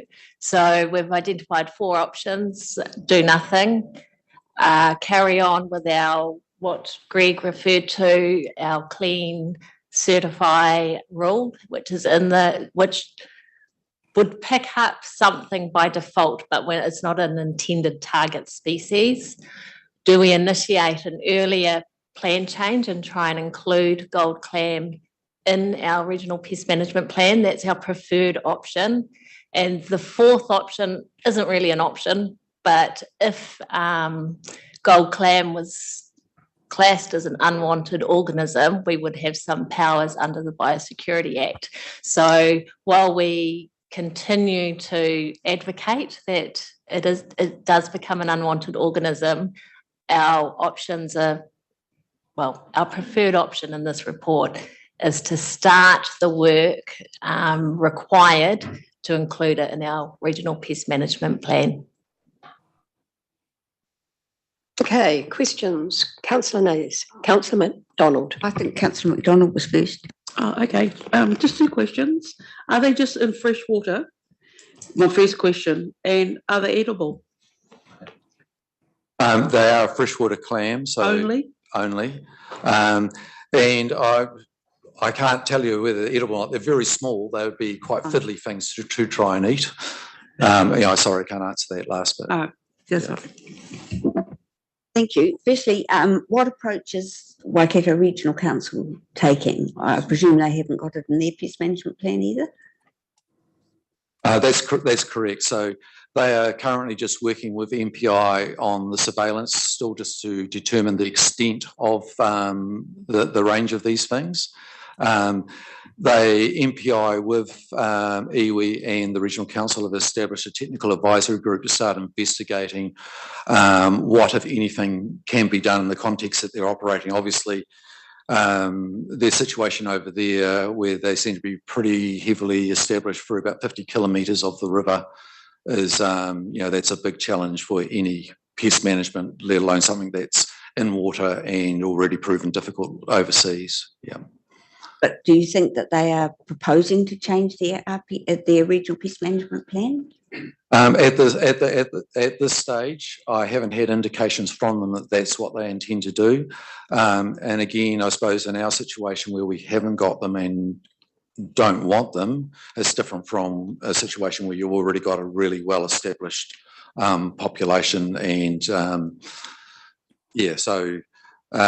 some of the talk that has been done with MPI is talking about how do we improve pathway management, which is from the Waikato to our lakes, but also to Auckland and to the south as well. So how do we improve that?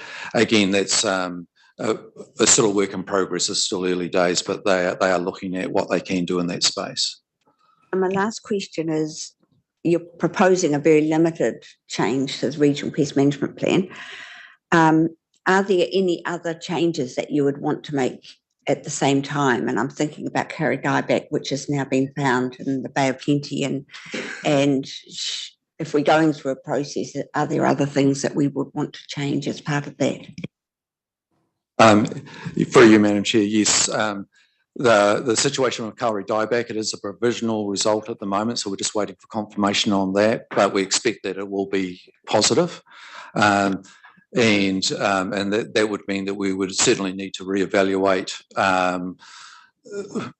It's highly unlikely we'd be able to eradicate it, so that would mean that we couldn't really continue to have it in our exclusion program, in our RPMP.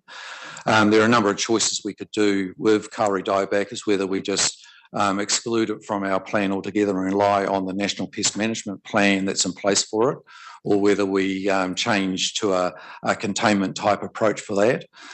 But there's also some other work that's been going on for MPI, looking at improving how we manage or apply rules around wilding pines, and potentially we would look at bringing that into a partial review as well.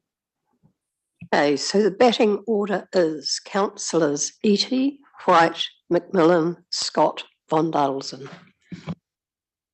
Kia ora. How long have they been in Aotearoa and where are they endemic to? Kia ora, kai aku rangatira, tēnā koutou katoa, through you, Madam Chair. We think they've been in Aotearoa for roughly 2 years based on the size of the mature clams we have in the Waikato River, and they are endemic to Eastern Asia. Right. Prolific breeders, you mentioned 70,000 per year each.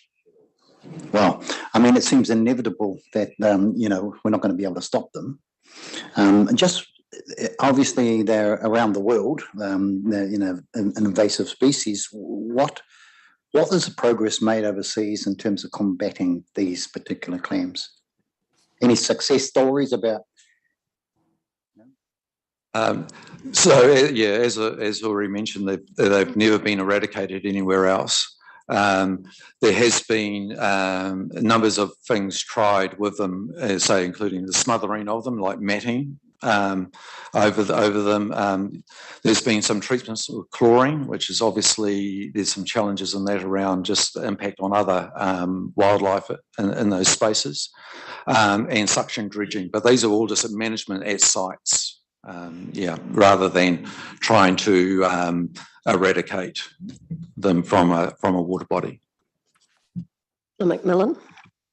Oh, kia ora. Yeah, just with the including cost benefit assessment, I guess I'm wondering if, further down the track, what happens in terms of budget on pest control, pest management, and if there is a desire to do some management of this, once it inevitably arrives here, does a decision have to be made about, okay, well then we're going to do less of that, and if so, what would less of that be in terms of other pests? A really good question. Assuming we did a partial review, looked at having an exclusion program in place, the actual financial implications of that would be not significant, if any at all. We already have a rule in place that would be the rule that we would use. It would just mean that we could deliberately search vessels or personal property for these clams rather than pretending that we're looking for something else. Yeah. Councillor Scott, Von Dardelson and the chairman. Yeah, as far as this goes, yeah, it was very good. I'm concerned that this has arrived at all. So there must have been a hole in our biosecurity processes somewhere.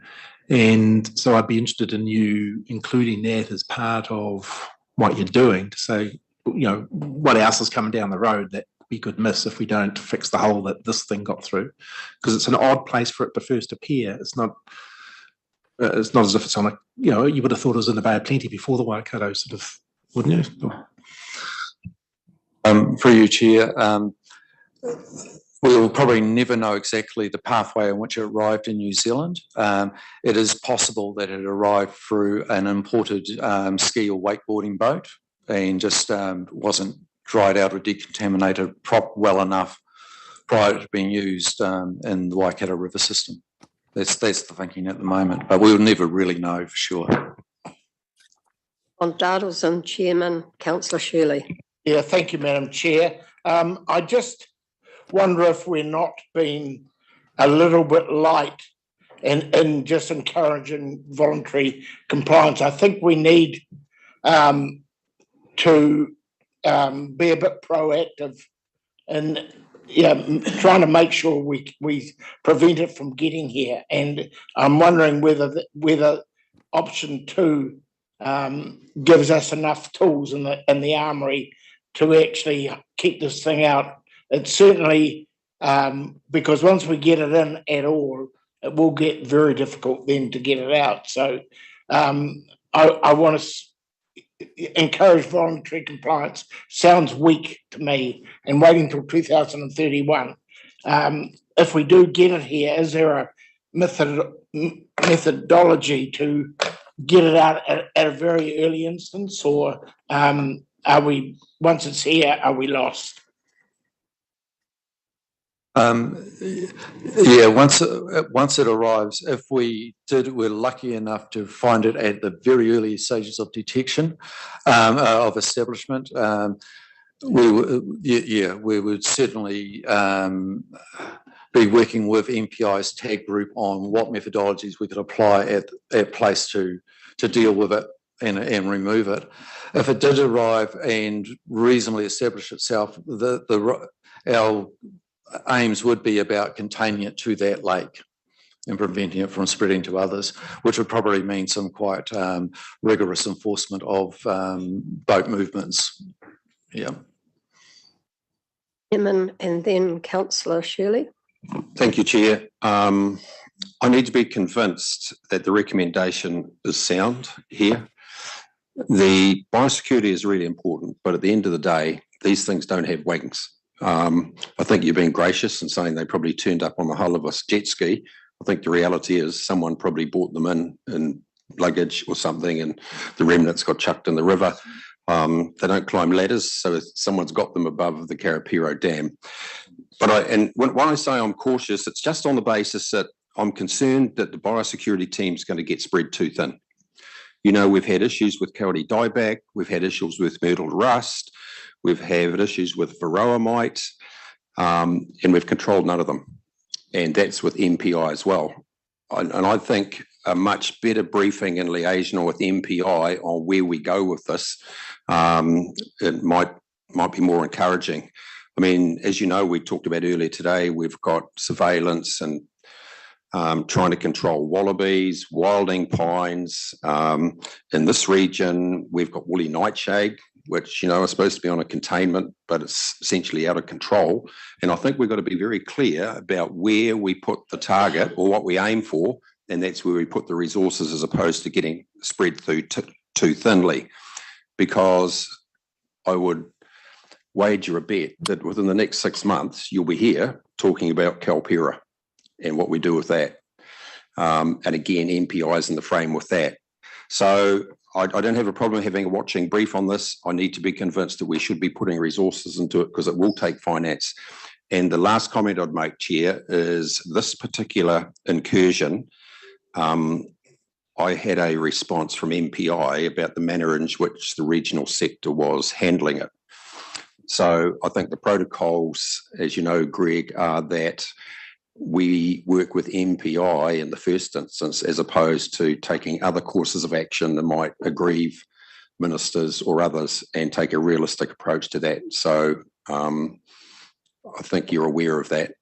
And I think we just have to be mindful of how we treat this in conjunction with what MPI is doing. Councillor Shirley. Following on from Councillor Eadie, and that is, we know it's endemic to Eastern Asia. Has it spread to Europe, Africa, the Americas? And if so, what experience or knowledge do we have in terms of containment experiences elsewhere? Because I noticed the report says it hasn't been eliminated anywhere in the world where it's become established, which is pretty significant. And on a technical basis, is Corbicula fluminea, it's obviously a bivalve, but presumably it's a hermaphrodite spore form, spat forming, hence it's pretty hard to contain.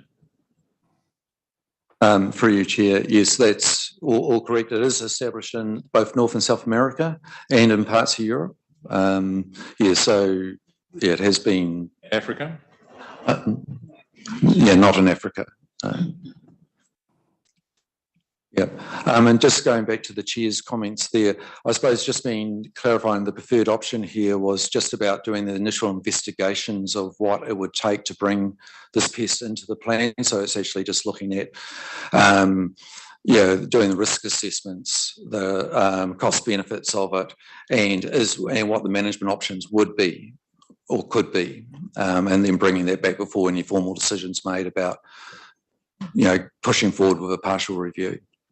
So picking up on the chairman's comments, would an alternative be that we note that staff are continuing surveillance, but that also we ask that staff progress discussions with MPI for potential ways forward, and you have those discussions and then come back to us and we'll take it from there, as opposed to saying carry on with your preliminary investigations, which could be a big rabbit hole.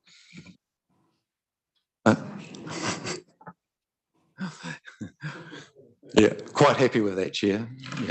So, I'd be happy with that approach, Chair.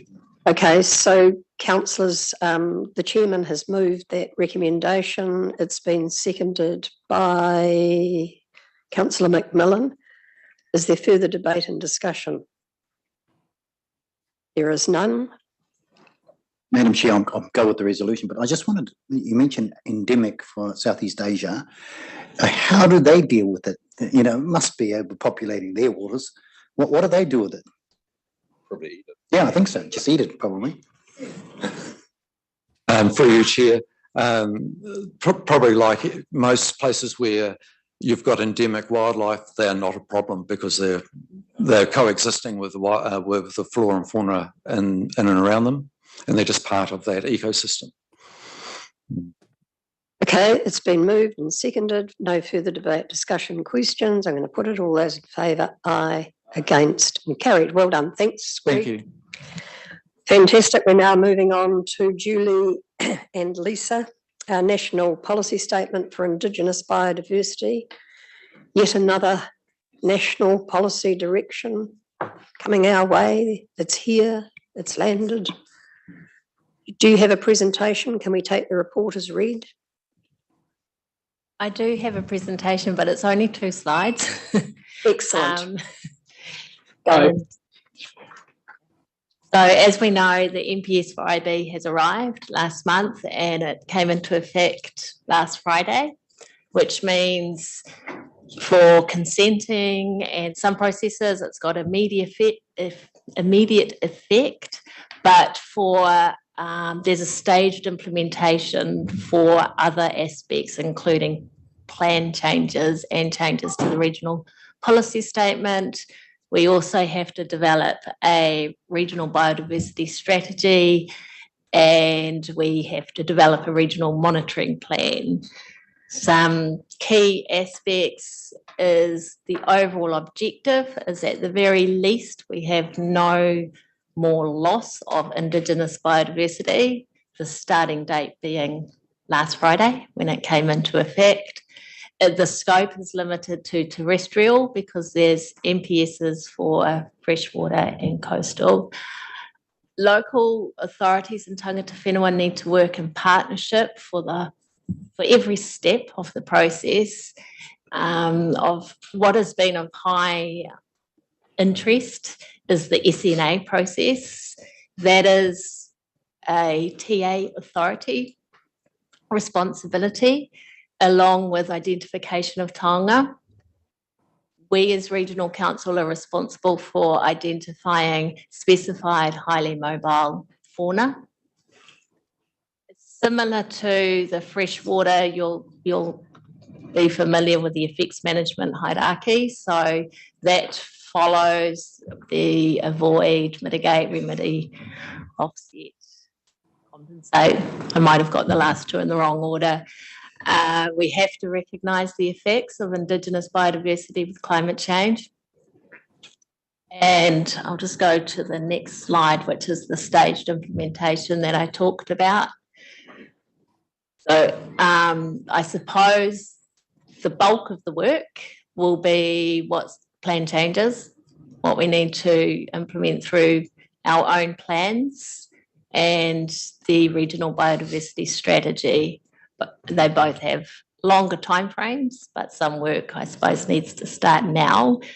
The main message from this report is we need to develop a work program and come back to you. This is just a heads up that it's arrived and some of the implications for us as Regional Council. Thanks for that, Lisa. Can I just go to the immediate implementation for decision-making on resource consents? What's going to guide?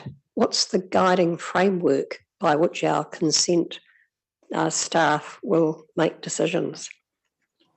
So that is the avoidance and then the effects management hierarchy, which is kind of spelled out in the NPS.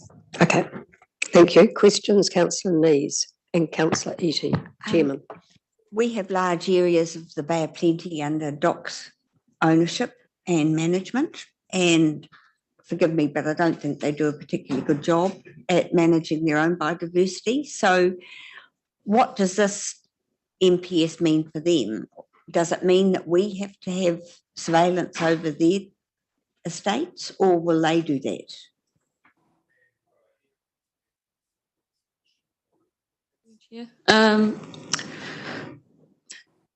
SNAs on DOC land, I guess we're going to have to do a monitoring plan and a biodiversity strategy. There's not a lot of guidance at present as to what that means for public conservation land. There's highly mobile fauna, which will occur on public conservation land, and it says we need to be doing surveys. It doesn't exclude public conservation land. So potentially we will have to do some surveys in those areas. In terms of additional management requirements for DOC, I don't believe it adds any additional requirements for them to manage those areas. It's ridiculous. Councillor Easy, then the chairman. Kia ora, Chair. It's noted here that there's a separate MPS being developed for implementation with Māori. What does that mean, and how does our work program interact with that?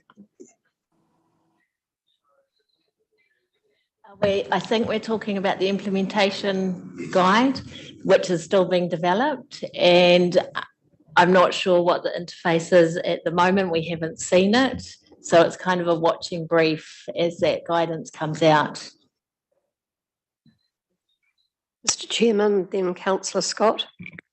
Thank you, Chair. I just want to come back to the milestones that were up on the board a while ago. So you got 23, and then we get through to mid-28. So can someone give me some help regarding the uniformity, the consistency in terms of local authorities identifying SNAs versus the regional council having the responsibility if they're requested by the local authority?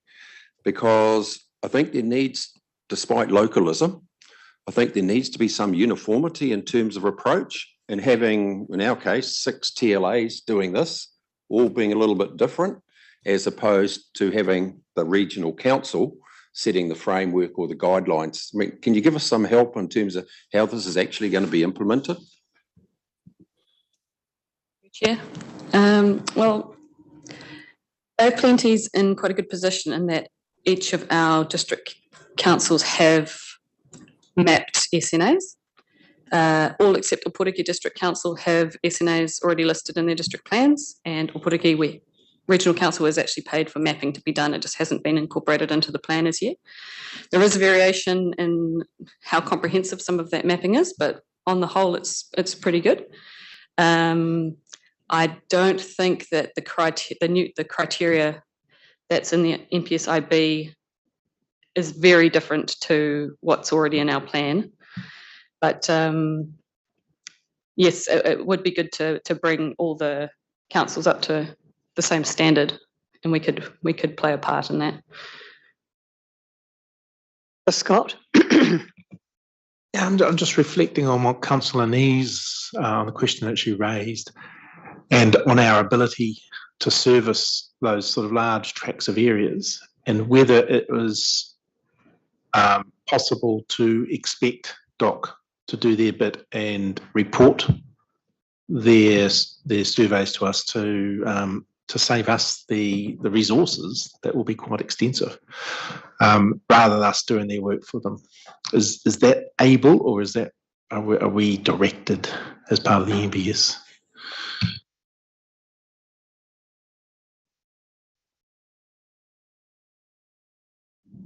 So as part of the regional biodiversity strategy, which must be developed, we have to record all the actions and methods. So whatever DOC is doing on their land would inform our biodiversity strategy. Does that answer your question?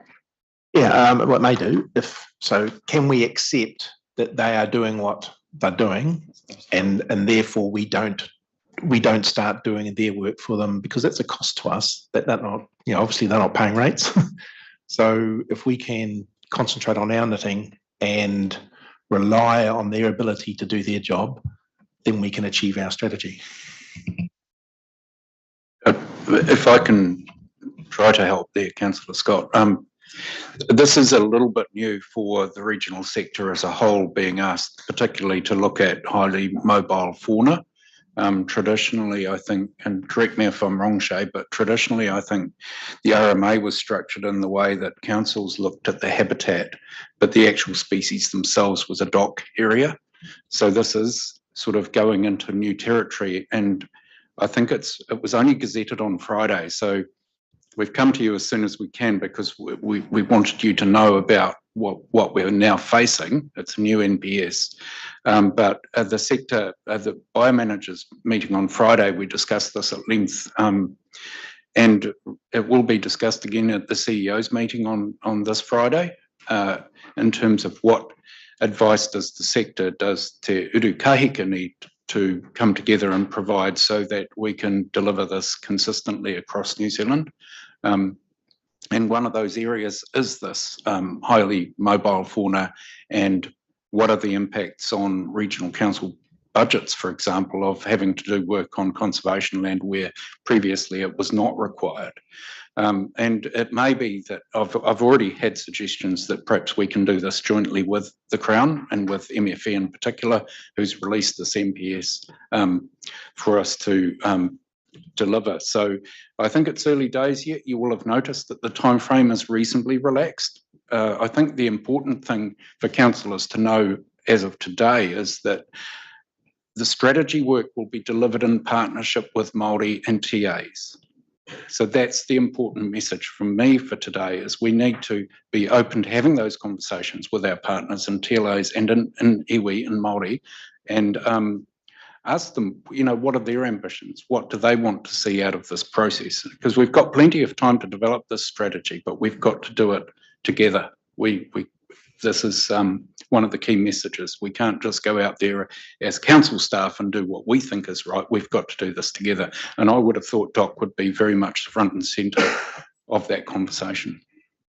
Okay, I've got Councillor McMillan, then Councillor Eatey, then Councillor Crosbie, then Councillor McDonald.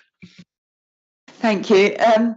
I suppose what I'm thinking is, you know, this landscape scale enhancement and restoration, you know, that's pretty expensive. So in terms of consideration for our LTP workshops, you know, this is really important and it's going to cost a lot of money. If we're really serious about restoration, and, you know, to me, front of mind is things like, you know, how little wetland we have left in the Bay of Plenty, and et cetera, et cetera, et cetera. And if we're really going to enhance and restore. And Councillor Nees mentioned earlier about ECANS securing overseas funding. And to me, this comes into the second part of the discussion, which is the biodiversity credit system, and thinking outside the square. For it's a no-brainer, we need to do this. We've got to enhance and restore. It's going to be really expensive. That's a no-brainer. How are we going to fund it, rather than having an LTP discussion of, well, we can do little bits that meet the minimum requirement of this.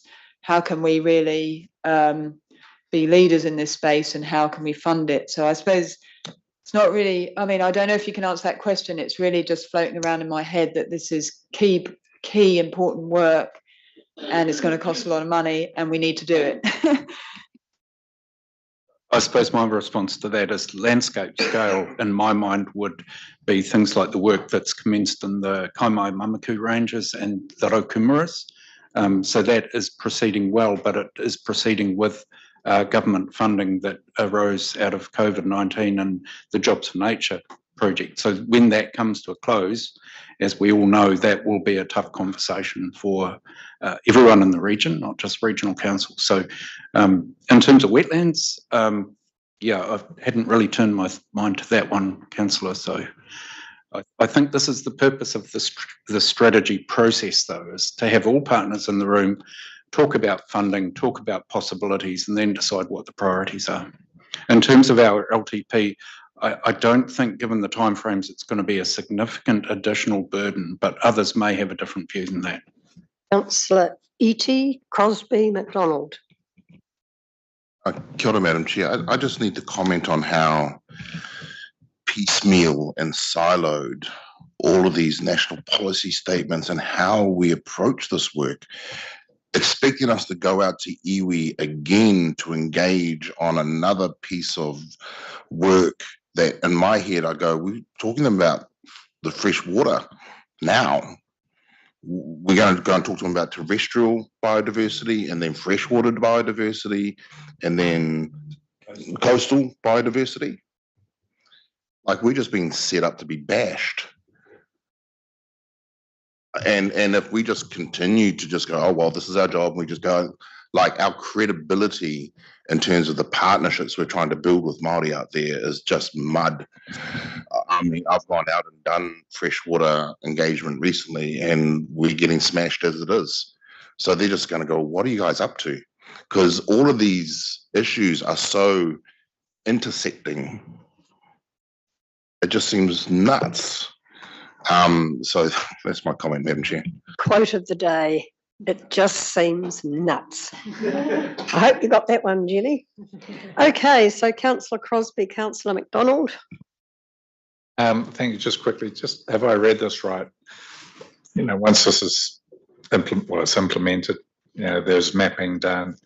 There seems to be also a hierarchy of exceptions, of which offsetting is one of them. And I know offsetting has been quite a debate in this process. So, for example, if you want to put an access through an area, through an SNA, let's say, I know this is the case in Wellington actually, of say 20 metres, can you add, can you offset that somewhere else as part of, you know, the no loss component? Has there been any clarity around how offsetting is actually going to be utilised and implemented, or is it too early for that? Or have I misunderstood what offsetting meant in this case? I'm aware that there's an offsetting guidance document just been prepared. I'm not sure if it's been adopted by the Crown, but it's certainly been adopted by our sector. So that helps us to, or the consents people to process a consent in a consistent way, take a practical approach. Great, thank you. Yeah, I guess I share the sentiments of Councillor Eti. The thought of going out to Māori with this is just mind-boggling. And the Flora and Fauna Treaty Claim comes to mind when we talk about this. So it's a track that Māori have gone down years ago and continue to go down. You raise Kamai Kumaras, you know, and the Urueras all come to mind. Probably work they've already been doing and are doing. Now we're going to trot out and say, well, what do you think about that? What are your thoughts on this? It'll be like, hello, get on board. So yeah, I guess it's really looking at how we will approach this. And I guess it's an informal discussion with your team, Chris, with Tangata Whenua around how they want to broach this really. Yes, I suppose I see it, thanks Councillor, as an opportunity as well, and particularly with the companion piece that came out at the same time on biodiversity credits.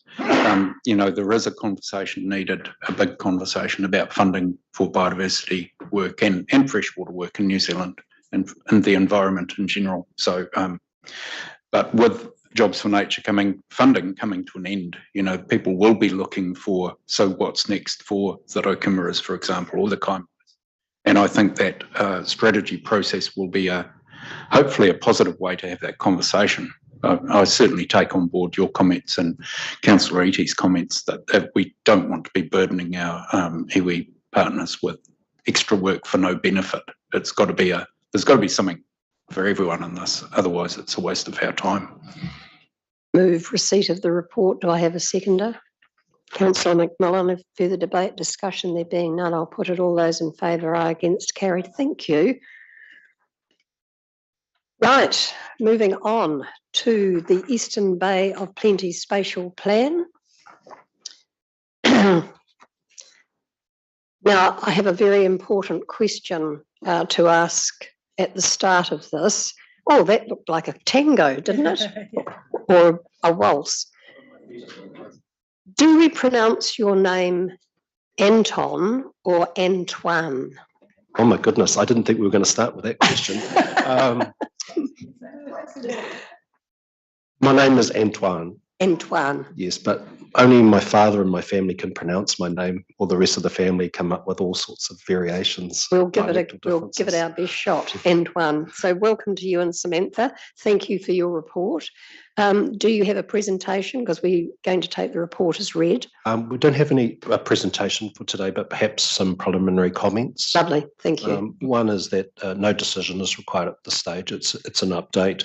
The Eastern Bay Spatial Plan is being developed with a time horizon to 2025 when it will be released. So it's a long time frame. It's the first for the Eastern Bay, and it involves Kawerau, Opotiki, Whakatane and ourselves, and yes, all partners are all sitting in the room at the same time, and it's quite collaborative, and we have some of the iwi on board, and that's a work in progress to get all the iwi on board, or all of those who want to be part of it on board. You've read the report, and it's mostly technical work that's going on, but probably a piece of work that's going to be quite we'll have some robust discussion about his population projections, particularly in the Eastern Bay. And we've been talking to the team about connecting with Rotorua and Western Bay in the first instance, particularly because they have a number of proposals in the near future of the next decade, which will have an impact on the Eastern Bay of plenty. So they need to be talking to each other, particularly in regards to making future investments through their respective LTPs. But I'll just pause there and see if we have any questions. Okay, any questions? So Councillor Nees. Is managed retreat part of the plan? I'm thinking specifically, for example, in Opotiki, where we already know there are low-lying residential areas, and been anecdotal conversation is that long term, it's not going to be feasible for those people to stay there. So is that being front-footed in this process? At this stage, we're primarily looking at climate change, so we're mapping what that looks like, and through that process, it won't involve any new greenfield development in those areas. Opotiki also has a structure plan for Hukatai, which is further up on the hill there, so I'm imagining that's where their managed retreat will go there. But in terms of the technical work we're doing at the moment, it is focused on areas that are constrained and where we won't be putting new greenfield development, including for reasons to do with climate change. Councillor Eadie. Kia ora. With regards to tangata whenua engagement, and I see on your diagram you have here councils and iwi boards. Who are you referring to when it comes to iwi boards? When the project started out, we had two of the councils, which was Kawerau.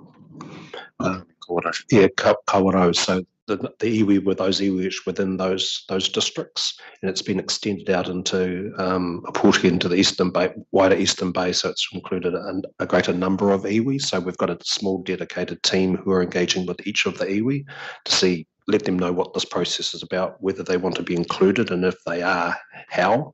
Because there are, as you've mentioned earlier in presentations, there's lots of noise in the system. There's lots of things going on. So we think this is an important project to be part of, but just working out where iwi are best placed in terms of their chief executives, governance, that's where we're primarily focused, and whether they want to be part of that. So we're expecting the governing board to actually be quite a large government board. It'd be almost like a parliament. There'll be a lot of people sitting around, but we think that's probably necessary as they take their time working through some really gnarly issues for the next 30 to 50 years. Well, Madam Chair, just at the LGNZ conference, myself and Councillor Crosby were at the Te Tiriti workshop, and what was presented there, I felt quite validated in what was expressed, that post-settlement governance entities, which are quite often interchangeably used as iwi, are not that. They are a stakeholder and they are part of the picture.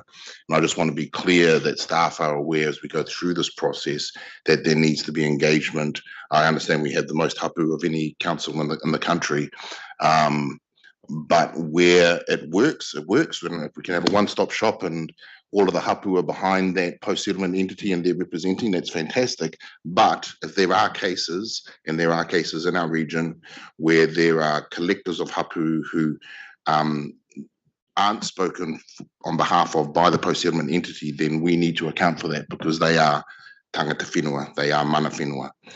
So just want to be clear about that. Well, you know better than I do that the Bay of Plenty is dynamic in terms of the iwi and hapu, and there are a great number. So in the Northland, Waikato and ourselves have great challenges being able to connect with everybody at the right place at the right time. So I'm confident we've got the dedicated team who are doing that engagement understand that very well. But I want to manage your expectations also in terms of what we can do within the time we have. We are touching base with all post-settlement governance entities, and where it's appropriate, also engaging the people directly into the community and having hui. So that's why it's taking a bit more of a time. So we've pushed out the community. There isn't a high profile of this project in the community, and that's on purpose because we want to make sure that all the right people are talked to first before then going out into the community. Yeah. Kia ora, Madam Chair. Can I just ask that the 3 constituency Māori councillors are just kept abreast of that and are informed, and that our collective knowledge and networks as well are utilised as we step through that process, so that we're just on top of that issue. Kia ora. Chairman and then Councillor McDonald. Thank you, Chair. Just on the issue Councillor Iti raised, a lot of councillors in the room here, when we had Chris Finlayson proffer his view on the status of the post-settlement entities. So I sympathise with the staff as to how they're going to manage this, but the reality is you've got a defined time constraint. You're not going to be able to satisfy the concerns of all, and I think at the end of the day, you've got to make a judgment call who you run with. But clearly, as Councillor Iti knows, the view proffered by Chris Finlayson, coming from his time as Attorney General, he had a different view. Yeah, I'm just going to say, interestingly, in the Moa constituency, PSGEs do not feature in the engagement process that's using. Can I use smart growth, where the spatial plan is probably in that more predominant area of having an association with hapu iwi through the Moa constituency. So there are no PSG entities that sit on the SGCTW. So it's kind of counter to what Councillor T is saying. However, I suppose you've got to take on board the situation in that constituency, but taking on board, I can't agree with you. Kia ora.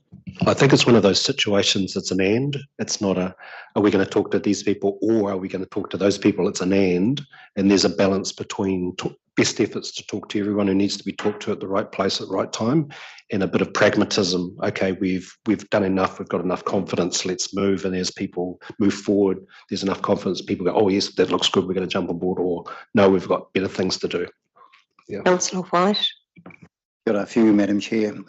Yeah, just support what Councillor Iti says, that if in doubt at any stage, they talk to some of the Māori constituency members who know their particular jurisdictions pretty well. In Okure, yeah, we have PSGs and we have hapu, and always for the PSGs, the recognition is that the hapu, if they choose to, will have a very strong voice in that space if they choose to. If not, the PSGs will take a particular role. And that happened with the Wahapu as well, the Wahapu and the estuary issue, and also for the Ruakura, not the Ruakura, what's our industrial park. I've forgotten the damn name. Good te aroa name. No, it's not. So, same thing there. Tapuika, actually Runanga, a PSG that did a treaty settlement, but the hapu involvement there, the 5 hapu or 6 hapu that they've got, were always going to be instrumental in having a say. But Tapuika were the ones that actually had the responsibility for pulling them together, recognising the strength of hapu. So there is a way of rationalising this, and I support what you're saying, Antoine. Antoine, did you hear that? Antoine? First time I've said that, not Anton.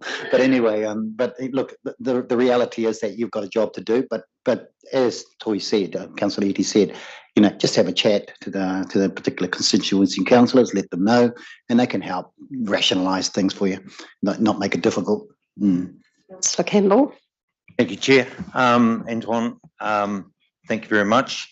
Malcolm is spelt with M-A-L-C-O-L-M, not Malcolm, but that's okay. Von Dalton. Yeah, Chair, I also have some concerns about some of the Eastern Bay councils. Obviously, one I don't have a concern about because that's all cut and dried. But as far as growth goes, it's a real issue. And I don't really know how you can actually stop it when I see people come along with a big checkbook and decide to build on very close to the ocean in Aporiki, when in 1964 they were talking about taking the whole town up the hill. This is all starting to come back to haunt us, and that's some of the things. And then I go to our other neighbour in Whakatane, who are doing pretty much the same sort of thing that is really concerning to me. So I think it's not going to be just cut and dried. I certainly don't want to see it just all blamed on Māori or iwi. There's some councils really we need to be getting around the table and talking with our councillors to make sure that everybody is on side here, because I spoke with in Aporiki last week. They are on side as long as it's their way, and that's fine. But as I say, history has a hell of a way of coming back and repeating itself, and I can see it coming down the track a million mile an hour because we've had 6 months of rain.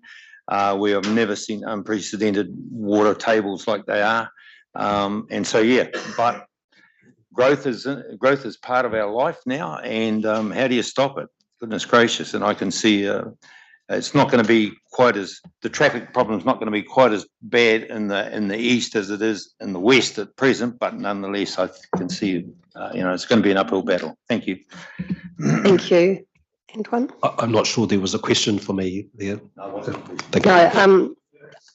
I'm going to move receipt of the report. Do I have a seconder? Councillor White. All those in favour? Aye. Against? Carried. Antoine and Samantha, I would like to compliment you on your approach. Got a lot of confidence in you both and other members of the team that you're over this stuff. It's complex, it's dynamic, but I really applaud the approach you've been taking, measured, professional and so forth. So thank you very much indeed. Parlez-vous français? No. Oh, no. Je ne comprends. Thank you very much indeed. Okay, I'm now going to move that the public be excluded from the next section of the meeting. I have a seconder in Councillor Von Dardels and all those